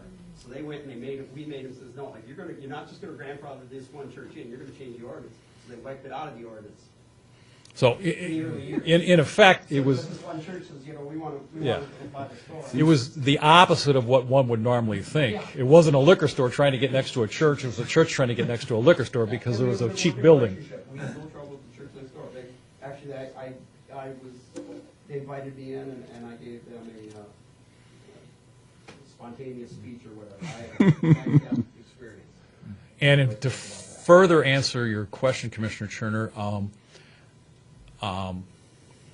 if for some reason there was an off-sale license available and an individual wished to take over the kind of right that area where Mr. B's car wash is, that obviously is directly across the street from Metcalf Junior High. So again, not saying that restriction couldn't be put in the ordinance, that would in effect eliminate one of those possibilities. I'm just, as part of the discussion, it's just worth understanding some of the other restrictions that other cities have. Yeah, it sounds like we're doing exactly the opposite of what the other cities are doing. And when I look at this, I go, and I have to go back to regulation versus restriction. I don't want to go back. I mean, we do regulate alcohol. We will regulate marijuana when it's legal in the state of Minnesota. Restriction versus regulation, those are two different issues. And go ahead, Eunice. Could you come up to the mic so they can get you on the camera? I just wanted to comment, again, on Mike Maglich. And Skip, you might correct me if I'm wrong here. There is a state regulation regarding where we can put a liquor license. We couldn't, regardless of what you did here or your city council did, we couldn't put a liquor store on a school campus. The state wouldn't allow it. You could approve it all you wanted, or as a city council, and it wouldn't happen. So there are some restrictions as far as that's concerned. Same with the churches. As far as the restricting versus versus regulation, in fact, there seems to be a movement right now of more restriction of off-sale licenses. You may have seen it in the paper this morning. The city of St. Louis Park is looking at restricting how many off-sale licenses are going to be allowed. We've always been restricted. Our industry is, we just haven't been able to put licenses wherever we want them, and city councils, regardless of chambers and business chambers, and we could argue ad nauseum about market And I don't mean to interrupt you, but Skip has told us just previous to the open discussion that most cities actually don't regulate based on population. So that kind of contradicts that restriction, discussion. I'm just population versus restriction. We could do that. We could argue all the time about that. There are other restrictions that we're always up against. And again, not only St. Louis Park, the city of Minnetonka, the city of Maplewood, right now they're all going through this. And I don't know if this is because Total Wine came into the marketplace or whatever, but it's risen to more discussion than it's ever been as far as restricting the licenses. And in most cases, the city councils look at it from, again, a public safety issue and the fundamentals of the population in their community. The majority of the population do not drink in your community. And remember, as far as off-sale is concerned, you need to be 21, you need to drink alcohol, and you need to drink it at home.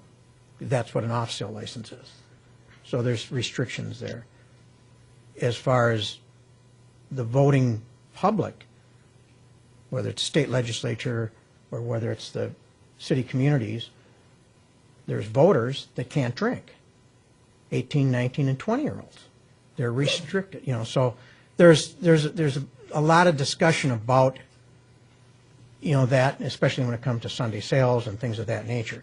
There's restrictions, and it's always been on our licenses. It's just risen to a higher level now because of the media attention to Total Wine and some of these other issues. You restrict, the city of Burnsville restricts pawn shops. You can't have a pawn shop in every corner. You restrict vaping shops. They're very serious about it. Can't have those on every corner. I saw an article about car wrecks. The city council refused to allow a car wrecks into the community. So there's restriction versus regulation is a argument we could have all night. But this product, our product, the controlled substance side of it, the federal government started the restriction and the regulation. And then the states became more restrictive and more regulated. And then the cities became more restrictive and more regulated as it came down to your level. That's how it started, at least since Prohibition ended. So I don't want to take up any more of your time unless you have questions for me. But Commissioner Johns? Well, when I read through this, I said, well, why are these restrictions in there? Why is there a 3/4 mile restriction or standalone building? And so I started looking up why these type of restrictions would be there for off-sale liquor. Obviously, somebody's not going to drive drunk when they're buying off sale, et cetera. And what I found out that there's studies out there that say the more liquor stores, the greater violence in a community. I don't know how accurate that is, but did you find that?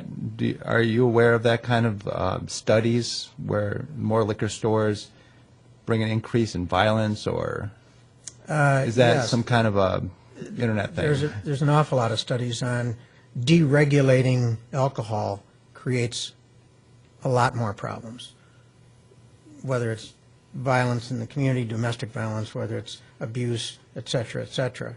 Our product creates public safety issues, and the communities are well aware of that. And some communities are very restrictive. Other communities, City of Bloomington, doesn't have any restrictions on their licenses. As you see in your report, there are other communities that don't. Some communities want to control it completely. Richfield, Edina, the municipals. There are some states that still control it completely, that we couldn't, private enterprise couldn't go in and operate. But, is it a product that should be more restricted than say the pawn shops or the vaping? That's for the city council to decide. I mean, it is the most heavily regulated industry in America, next to nuclear power plants. But it's always has been and probably always will be. And in most cases, the cities, at least in Minnesota, have been a little bit more restrictive than some other states. Although trying to get a liquor license in California, it's one of the toughest states to get an off-sale liquor license. Really, really hard. They're very restrictive. I mean, you can't imagine what that's like. Colorado, one license per business. You can't have multiple stores. So every state's different, every community's different. But So in your opinion, Excuse me. oh, I could address Commissioner John's question. sure. When we did the 2009 governance process, the last time we looked at the liquor ordinance, we did ask our police department to weigh in. We did not this time around. And actually, our police department ran some records, and police calls to our liquor stores were actually very low compared to other retail outlets.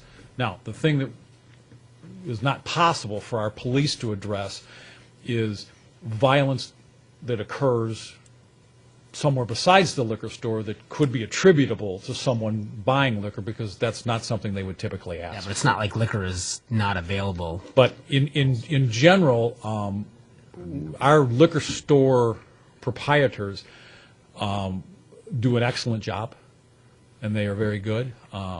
As they will all attest, we sting them once in a while, and most of them always pass the stings.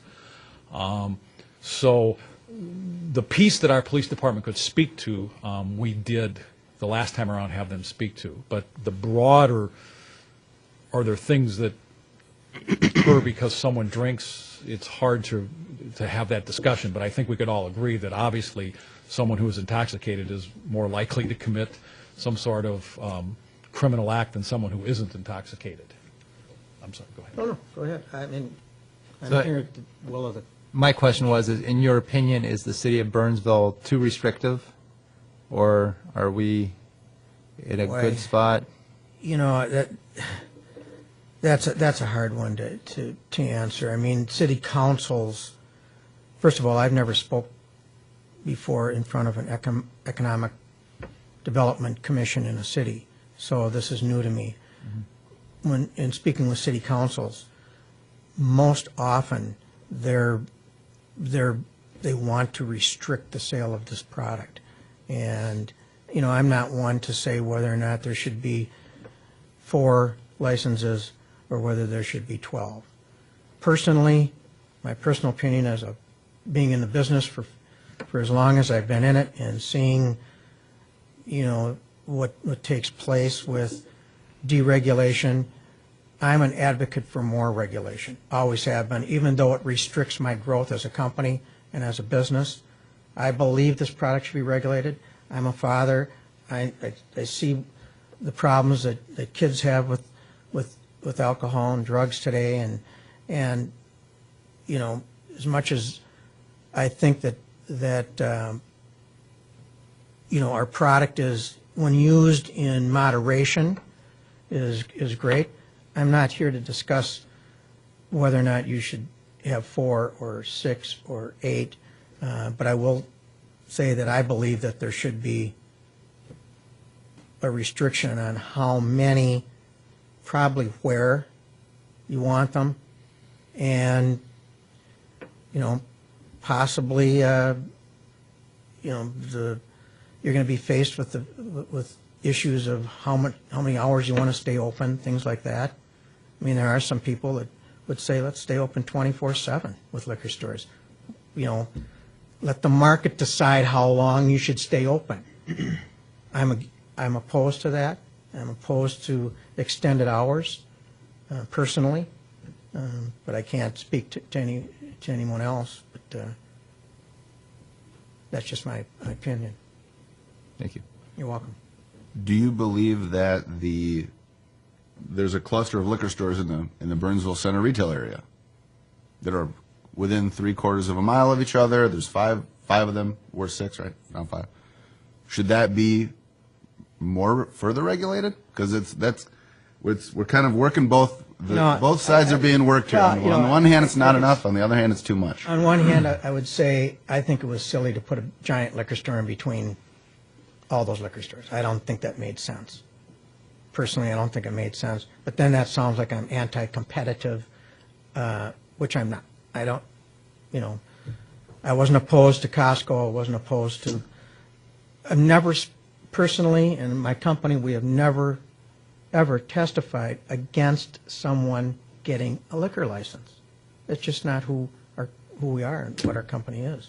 But in this particular case, I think it was a good policy to drop a giant out-of-state operation right in the middle of the community when they were still being investigated by another city. And personally, I think it was a bad decision. But that's you know, that's because what was the need? What need was it provide? There was no need for it.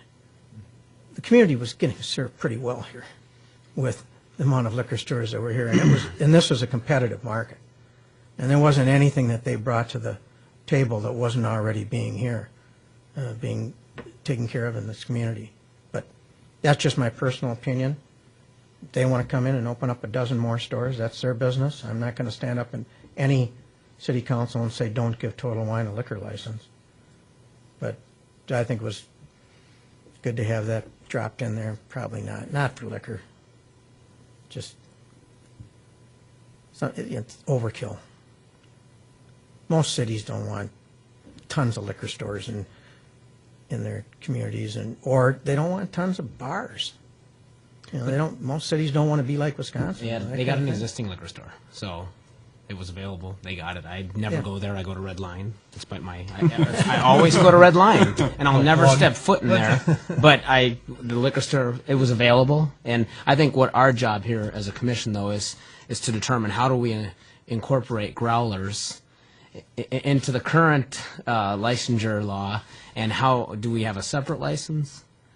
You know, I don't mean to steal your. I was late, so you're chairing this committee today, so I respect that.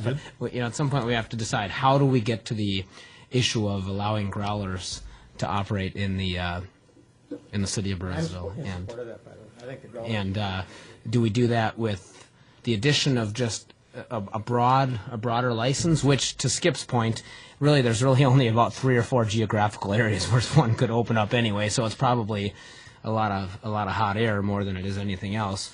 Or do we have a separate license that would add a little more language to the city licensure, booklet in terms of a separate growler license? And I think that's really what we're up against here.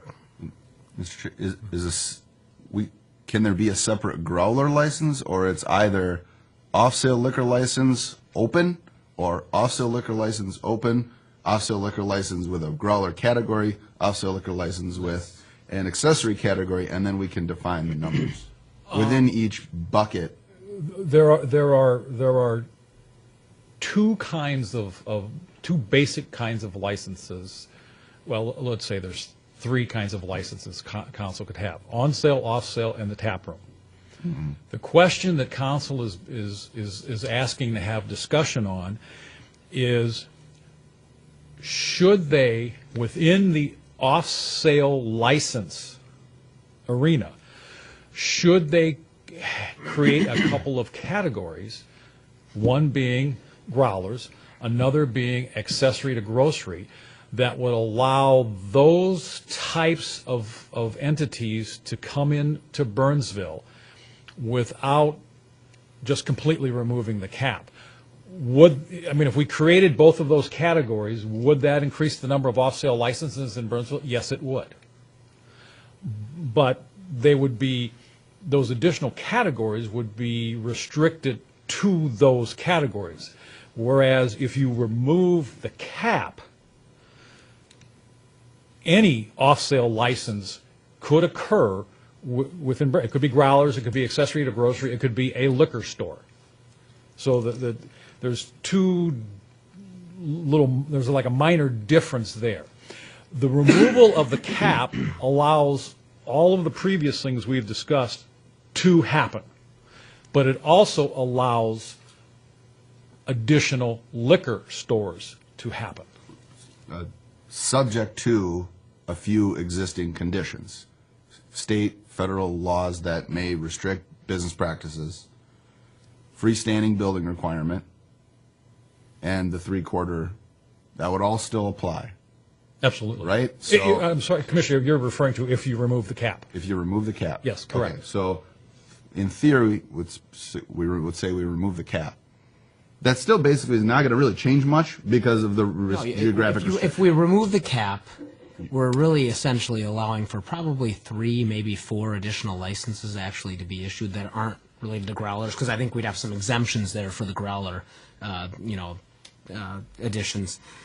And listen, we still have the ratio issue comparative to other cities that I think could be a problematic issue, or at least a part of this discussion. If I could address that, Commissioner, if you remove the cap, there is no cap, so the restrictions only would be that if you're outside the Burnsville Retail Center area, you're going to have to be in the freestanding building in the 3/4 mile. But we could have an exemption for growlers. We could have an unlimited cap of licenses, but then you could only have maybe 3 or 4 off-site stores, but then growlers could have an exemption and be within a block of each other and that kind of thing. So you could have exemptions for growlers, but have them part of the Again, regular Commissioner, license. If you remove the cap, there would be no reason to have an exemption for growler. Absolutely, because of the distance test and some of those other things. No, you could because a have- growler is not a liquor store. Gotcha. They're already exempt. Yes. Essentially. Okay, I apologize. That's So what now can we go back to the growler issue and finalize that one separately? Assume, I'm going to make an assumption that we may not agree on removing the cap, whether we're going to have a difference of opinion, but the growler one, I think we can come to a consensus on recommending. I'll make a motion that we recommend to the city council that we do open up our off-sale liquor license to include growlers. Growler sales? Well, I think we first have to address the cap issue. That's right. I mean, because I don't want to recommend anything to the city council unless we know that we're not going to allow for additional licenses for offsite. If we remove the cap, we answer the growler question. Exactly. So I would That answer would be done. If there is a cap, then you have to go into the category debate. My opinion is that the cap seems to be challenging to create and justify and challenging to enforce and based on changes in the marketplace. It's today it's 5,000, tomorrow we can make it something else, and it's at some point it's based on the number of liquor stores that were at that time in existence when the decision was made, not on growth of the community, and then it has to be revisited. Then you have to rely on when the census comes out to then make another decision. So, And the census, I think, is a bad metric. I- Because we're not a residential community. We're a commercial community. I completely agree that this is not, 15, 20 years ago where Burnsville was here in one area, then Egan was over there, and then another city was over there. Things are all commingled. People are driving through Burnsville in all the different parts of the city. What I would say, though, is whether the additional restrictions are still viable. My personal opinion is, again, the 3/4 mile thing, that was all a function of of the liquor stores that were in existence at the time, and it was created as, well, this is a way to try to keep everyone there and have a system that accommodates the existing liquor stores. And again, it's very, very restrictive. If you're going to have a tap room or a tap room that wants to sell a growler, they're going to be limited. If a growler is off-site, it's going to have to be Growlers. because it's not a liquor store. I believe, Commissioner, that the assumption all along in this discussion is that if there was an accommodation for the sale of growlers, whether that's a growler category or the removal of the cap, the growler could basically be sold from wherever the tap room and/or the brew pub exist. So you could have a liquor store and a tap room half a mile within each other. Correct. As a matter Outside of the fact, retail, outside of the in our current zoning, in the heart of the city, a brew pub is specifically listed as allowable in heart of the city, which means that if a brew pub existed in heart of the city, it, in effect, would have to be within 3/4 of a mile of an existing liquor store. Now, if we created a way for the growler to be sold by that brew pub, yes, that growler would be sold even though it's within that 3/4 of a I'd mile. like to make a motion to recommend to the city council to uncap the liquor licenses in the city of Burnsville. The only thing I was going to say is we're looking at the cap plus the geographic proximity plus freestanding Well, because they are interrelated. You could have no take cap. them one step at a time and start with a motion to uncap the liquor license in the city of Burnsville. It takes care of the growler issue. There's really only 3 or 4 sites that are actually within the current restrictions anyway that would be allowable. And let's just see where everybody stands on that. I'll second that. Okay. Motion by Commissioner Andruski, second by Commissioner Turner to uncap the liquor licenses. If you uncap the liquor licenses and somebody still needs an off-sale license to sell a growler, Do they have to abide by the 3/4 and the? No. Again, Mr. Vice Chair, the assumption going into this is that if you remove the cap and a liquor license goes to someone for the sale of a growler, those two restrictions would not apply wherever they are. If you remove the cap and someone wanted a liquor store, then if they're outside the Burnsville retail area, those other two restrictions would apply. Okay. So the restrictions are strictly for off-sale liquor. That is the assumption going into this. Obviously, as part of council's discussion, they can amend the ordinance in any fashion they wish and or not Our amend it. motion can be based on that assumption. Correct. Part of that motion will assume that it doesn't restrict the geographical location of growlers. Well, let's then, on the record, also then confirm freestanding building. Is there any state restriction or anything, or, I mean, could you have a business in a strip mall that's gonna brew beer and sell growlers? And would the freestanding site then not apply, or different? Again, Or is there state I restrictions on need to it? draw a differentiation. If it's a brew pub, Right. hence a restaurant that's brewing beer, that could be in any of our business zones in which a restaurant can currently exist. Yep. If it is a tap room, Yep. which is in a brewery, our planning department has looked at that and said we would consider that to be a manufacturing process and would need to be located in an industrial zone where manufacturing occurs. So depending on whether you're talking about a brewery or a brew pub, has some connection to where it could be Three-quarter located. mile freestanding rule is to be respectful to those that have built a building or invested in a location, so not someone doesn't come plopping next to them in a strip mall just to put them out of business. And I think after they've invested so much money into a freestanding building, and so that would not apply to growlers and things of that nature. And so the motion has been thrown to the floor. It's been seconded. Any further discussion? Or take a vote? So the motion, sorry, not to repeat, but I want to complicate it. The motion is to remove the cap and leave in place, well, we don't have a choice on leaving in place the restrictions. So the motion is basically just to remove the cap. And by removing the cap, we will not have to have a motion on the growler at all, because Because that would cover everything. Or the accessory use category. Or the accessory use. Yep. All in favor? Aye. Aye. Any opposed? The motion carries. Mr. Vice Chair, if I could, I believe just to assist council, if council is not comfortable following the recommendation to remove the cap, would the EDC be willing to make some sort of motion regarding the creation of those other categories that we have all talked about? So back to the growler? And I would ask if you would also look at the accessory to grocery. Right. Is my motion still on the table? I'm sorry, I think we kind of skipped by that too. Commissioner John did not get a second on his motion on the growlers. Okay. Say it again. So I have to say it again? I would Okay. base it on an assumption, though. Okay, I would like to make a motion that the council do allow growler sales for the city of Burnsville. Okay. Motion by Commissioner Johns, I'll second. second by Commissioner Koppen. Any discussion on that one? All in favor? Aye. Any opposed? That motion carries.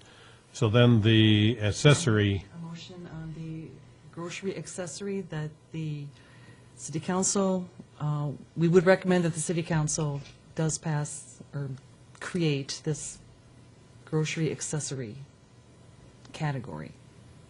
motion by Commissioner Koppen, I second. second by Commissioner Olson on recommending approving the accessory component. All in favor? Aye. Any opposed? And the motion carries. And, Mr. Vice Chair, if I could also ask, if the commission wishes to have a motion regarding clustering within the Burnsville Retail Center area, should there be some limitation on the number of stores.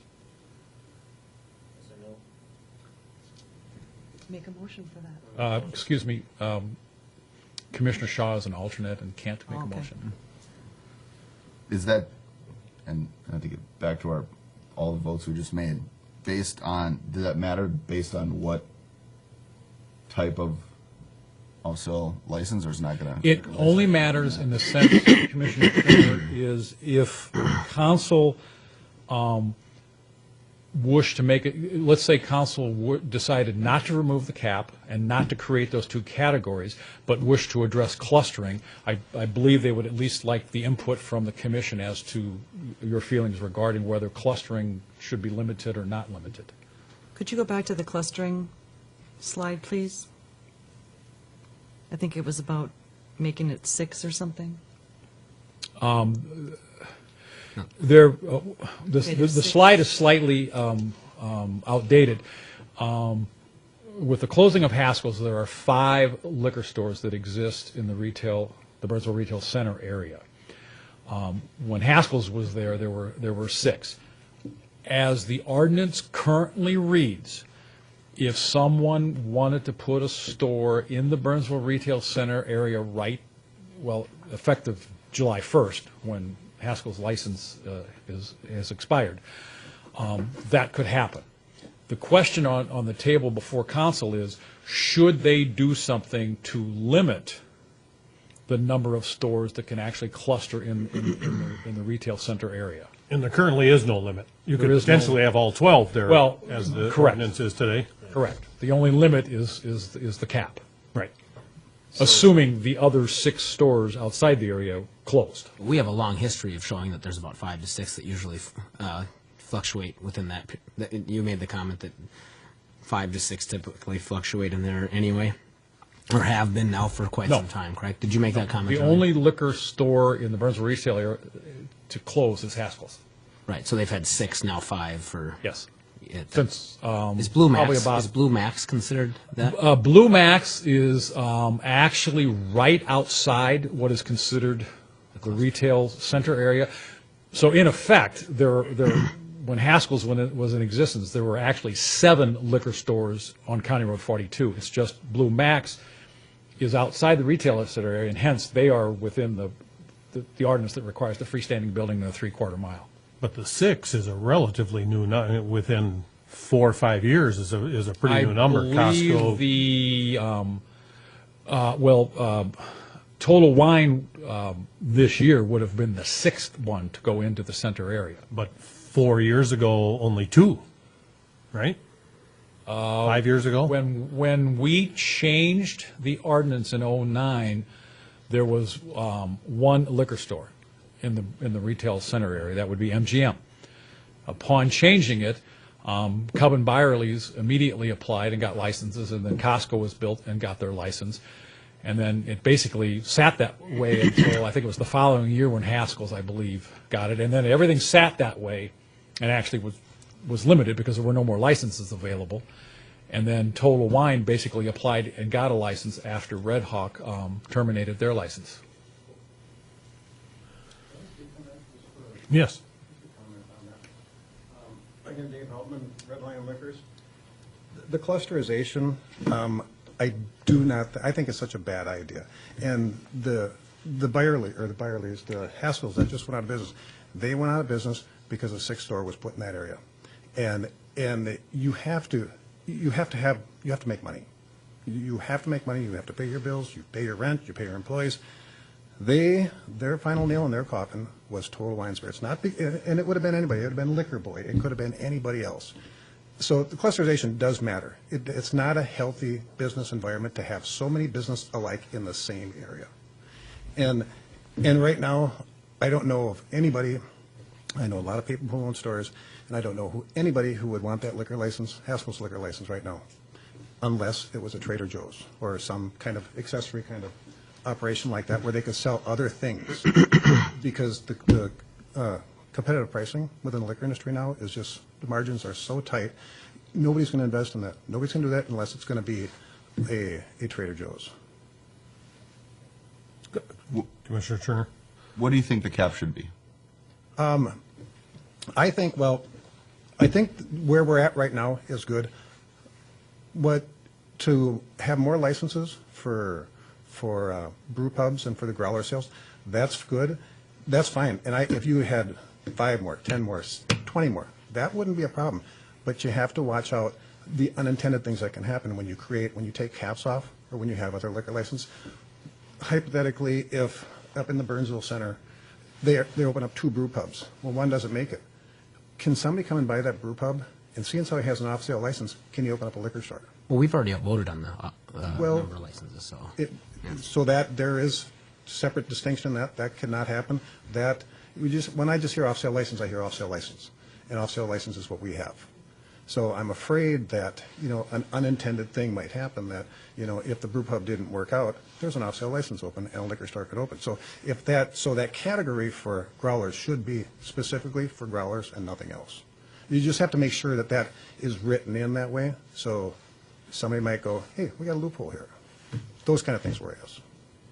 Is that, in your opinion, Dave, is that different, the restaurant business, the bar business? There's how many, the number was 23 in that area. Where's the difference in those two businesses? Restaurants are different than liquor stores.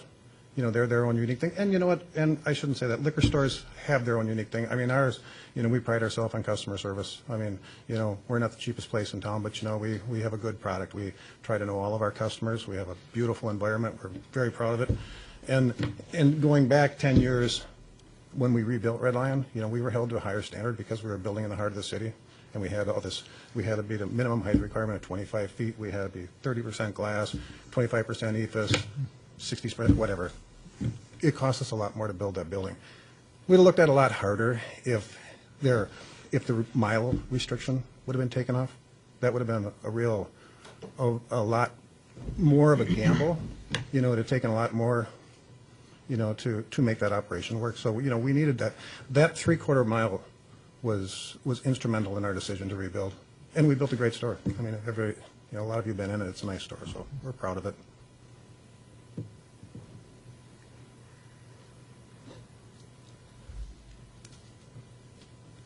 So clustering of Burnsville, clustering at the. We've already voted on the number on the uncapping of the liquor licenses. We've agreed to, if the council doesn't take that recommendation to uncap the liquor licenses, to create an additional license for growlers. And now we're addressing whether or not the cluster should be capped, or should we allow for unlimited liquor stores as long as the licenses are available, and based on our recommendation, the assumption would be they'd be uncapped. So we could have 50 liquor stores all next to each other in the cluster area, assuming they uncap the license. Now, that's not practical. That will never happen. To your point, someone won't even buy a license to put a store into Haskell's. So, Excuse me, Mr. Chair, if I could just make a minor change in what you just said. You cannot buy a liquor license. You need to apply for a liquor license and go through an investigation. Perfect. Thank you. I apologize. So is there a motion? I will make a motion not to recommend to the council that no cap be adopted for the Burnsville Center retail area. As it sits now. As it sits now. I'll second that. Second. Motion by Commissioner Turner, second by Commissioner Andriski, not to limit the number of licenses in the Burnsville Center area. All in favor? Aye. Aye. Any opposed? Nay. Nay. Can I not vote? Can I just not vote? I don't know. And abstain? Abstain. You need names, or you have the count? I have Commissioner John and Commissioner Reavers voting nay, and Commissioner Coppin abstaining. Abstaining.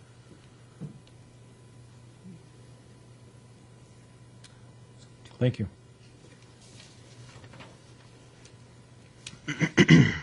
And that concludes all the options we need. No, you're a better speaker than I am. You didn't address this part here. They should have an amendment to that part of it because No. Mr. Hillo at the liquor store meeting questioned that we did not have a defined process on how to go through to apply for a license. One of his questions was relative to when would we know when we hit a higher population. Actually, in looking at the ordinance and our policies, it is based on the census. So it's not when we think we get to 65,000, it's when the census says we get to 65,000. His other issue was that there should be some process that beyond what we do now, which is the first come, first serve, such as some notification process that we go through to publish a notification that there's a license that's now available. I'm sure council would appreciate some feedback there. The one thing that should be remembered is that if we have a notification process, then you have to decide if it's still a first come, first serve after the notification, or do we bring all the applications that pass the scrutiny of the police department to the city council and let them pick the one that they prefer having. So that's the two entities. But certainly I'm sure council would appreciate some feedback on whether or not we should have a formal notification process when a license becomes available. And did I address? yeah, I did Absolutely. that a little bit. What I was, and he did very well, Skip. I was bringing up a scenario I called it the 13th license. When does it become available? The Census Bureau. Okay, when is that? The year 2020. Okay, but that's when we take it. That's when we all check the little boxes and says how many people we have. Or does that come out a year later? I want a license. Say I want a license. I'm going to call the city every day and say, when can I get a license? You know what I mean? Or is it by the building permits? Or is it the occupancy certificates? You know, based on 2,000, we have this many. Well, then we built a couple more buildings and whatever. Well, now we're up to this. Or is the occupancy certificates? You know what I mean? Or they can be occupied. I said there's so many loopholes in there. And then if you, like he's referring to, you open it up and then he's just saying, when does that happen? Some magical one. Somebody's going to want to know what day is that available or when would we know that? You know, with the Census Bureau. You know, is there a date, a time, a frame? You know what I mean? Or is there a published, this is our population, or this is our, you know, like a published thing? I'm just saying council needs to look at it and define it. I'm not saying what to do. I'm just saying that I think there's a loophole there that somebody could take advantage of or not take advantage of. There could be some consequences of it to say, well, how come you gave it to him? And how do you choose who's better or worse? It's great support for uncapping the licenses, actually. To I'm not eliminate supportive of this that. discretionary decision. Yeah, I'm not supportive of that. No, I think restrictions should be. I think you should have some limitations to it because of the thing. I think you're wrong there, but that's my opinion. And you're capping it at 3,000 and looking at the thing on page 10. Burnsville's right in the middle. On page 10 of your brochure, it shows Burnsville in the middle at 5,000. So you guys are up here referring to the cap, and we're way ahead of everybody else at 3,000. You're saying, well, it should be 2,500 or 2,800 or 3,000. I don't think any group of people should decide what the cap is, personally. I mean, so I don't want to, say Yeah, but sometimes the industry is already in this area, has already kind of demographically set that. Because we've already established businesses have built their businesses, and everybody's already set that up, saying it's about in that area. We've never had an uncapped number of licenses in the city of Burnsville, so I don't think that. Yes, they did in the early years. And how many? Well, okay. Okay. I Well, don't know the history. Uh, But that that's was good.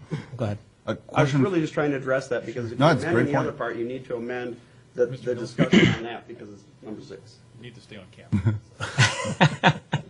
A question for Skip, and again, just to confirm, if there is a cap or a limit of the number of licenses available in any kind of way, that's when this whole discussion of when is the next license available comes into question.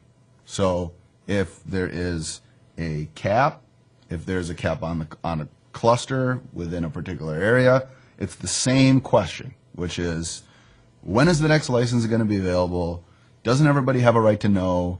And then, is it a race to who steps into the building first, or who writes the bigger? When is the community notified that a liquor license has been? Should everyone else know? No, that's- And again, to highlight Chair Andruski's point, that's exactly why I think that's another significant challenge to managing a cap and managing a cap on a cluster. If that doesn't exist, then the application process is then contingent on all of the things that would still be in place. You have to have the review by the police and fire. You have to meet all the other expectations by the city. We still have the freestanding requirement. We still have the three-quarter requirement. You still have all the other obligations that you have to meet in order to maintain a business. So it's not like we're talking about cap and then no cap and it's free for all. If there's no cap, there are other restrictions that are in place. But the application process is one of the reasons that, in my opinion, having the cap is problematic, because then this creates this on July 2nd at 7:30 in the morning, it's going to be a mad dash to the building. Who's going to come in here? That doesn't make any. It's not practical. It doesn't make any sense at all. Versus someone wanting to come in, they want an off-site liquor license, and they're just going to have to meet the building restrictions, the location restrictions, and all the other restrictions they have to meet. They don't have to worry about being the first to show up at the front door, because that's not an appropriate way to try to develop business, or to improve business development for the city. Commissioner Coppin. Okay, the question is, if there's a cap, what should we improve the process? I think that it has to be improved. It can't just be willy-nilly, whoever finds out that something's closing and gets their application in first. It's just not fair. I don't have a fair way to do it, but there has to be a publication, there has to be a date that it starts, there has to be a process for how to pick the person, whether everybody that applies that day, you put the names in a hat and you draw one out, whatever it might be. But there has to be a process. I will make would a recommend motion to that put we- all the ones that are acceptable under all the other guidelines and restrictions, that their names be put in a lottery, and that there's an arbitrary lottery for the available license after a nice period that all applicants that would qualify would apply. That would be my motion. Second. Motion by Commissioner Andriski, seconded by Commissioner Coppin. When the discussion portion, I'm sorry, skipped ahead of you there. On the lottery system, you would have like a week to enter in to the lottery system. And then they'd do the Upon the process of the announcement. police checks, et cetera, and then we would just, yeah. Qualified. And they'd have to be qualified financially, you'd have to show that you have a bank Qualified. funding or private funding. I'm just trying to take it out of the hands of politicians. So, Yeah, I wouldn't say that the council can just get to decide but they do in based some on cities, niceness of the person applying. or connections. So, So you're trying to escape the underhanded course. portion of Yes. it, right? With the lottery system. I mean, personally, I would even say, don't even go through all the process. On the day, on November 3rd, we're going to take applications. On that day, everyone that applies, pick a name out of the hat, then see if that person qualifies. Do you know how much it costs if 10 people come in they to would have all the there'd be an processes application. done? There'd be an application. The- There always is. If I could, Commissioner Coppin, the applicant pays for the investigation. Okay, that's part of the fee, That's correct. the whole police thing and all of that? You pay for Okay. your audits. Then that would be fine. I mean, when my firm gets audited by the Department of Commerce, which happens every 4 to 5 years as an investment firm, I have to pay for the time for the auditor to be at my location. So it's, those are usually self-regulatory agencies in terms of cost, so. Any further discussion on the motion? All in favor? Aye. Any opposed? And the motion carries. Thank you, Commissioners. We have update. The only update is the activity relative to the STEM initiative. And Commissioners, the only thing I would point out to you is that we did, in partnership with a number of other groups, attend the Life Science Alley Conference. That made the attendance, having sharing a booth at that conference, made it actually very affordable to the city of Burnsville.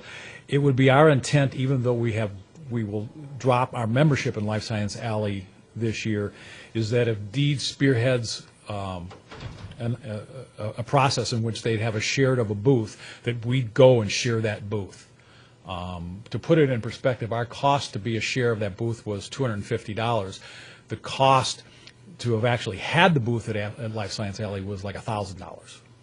So we would still have a presence at that conference, provided that Deed, which is the spearheading of the partnership, continues that spearheading. And then I certainly would answer any questions regarding those activities if commissioners have any.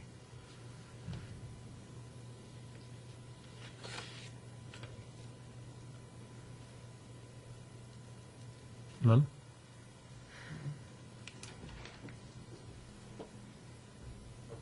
Motion to adjourn? Second. I'll make the motion to adjourn. I was I was asking. I'll second it. Motion by Commissioner John, second by Commissioner Andruski to adjourn the meeting. All in favor? Aye. Opposed? The meeting's adjourned. Thank you, commissioners. Thank you very much. Very good discussion.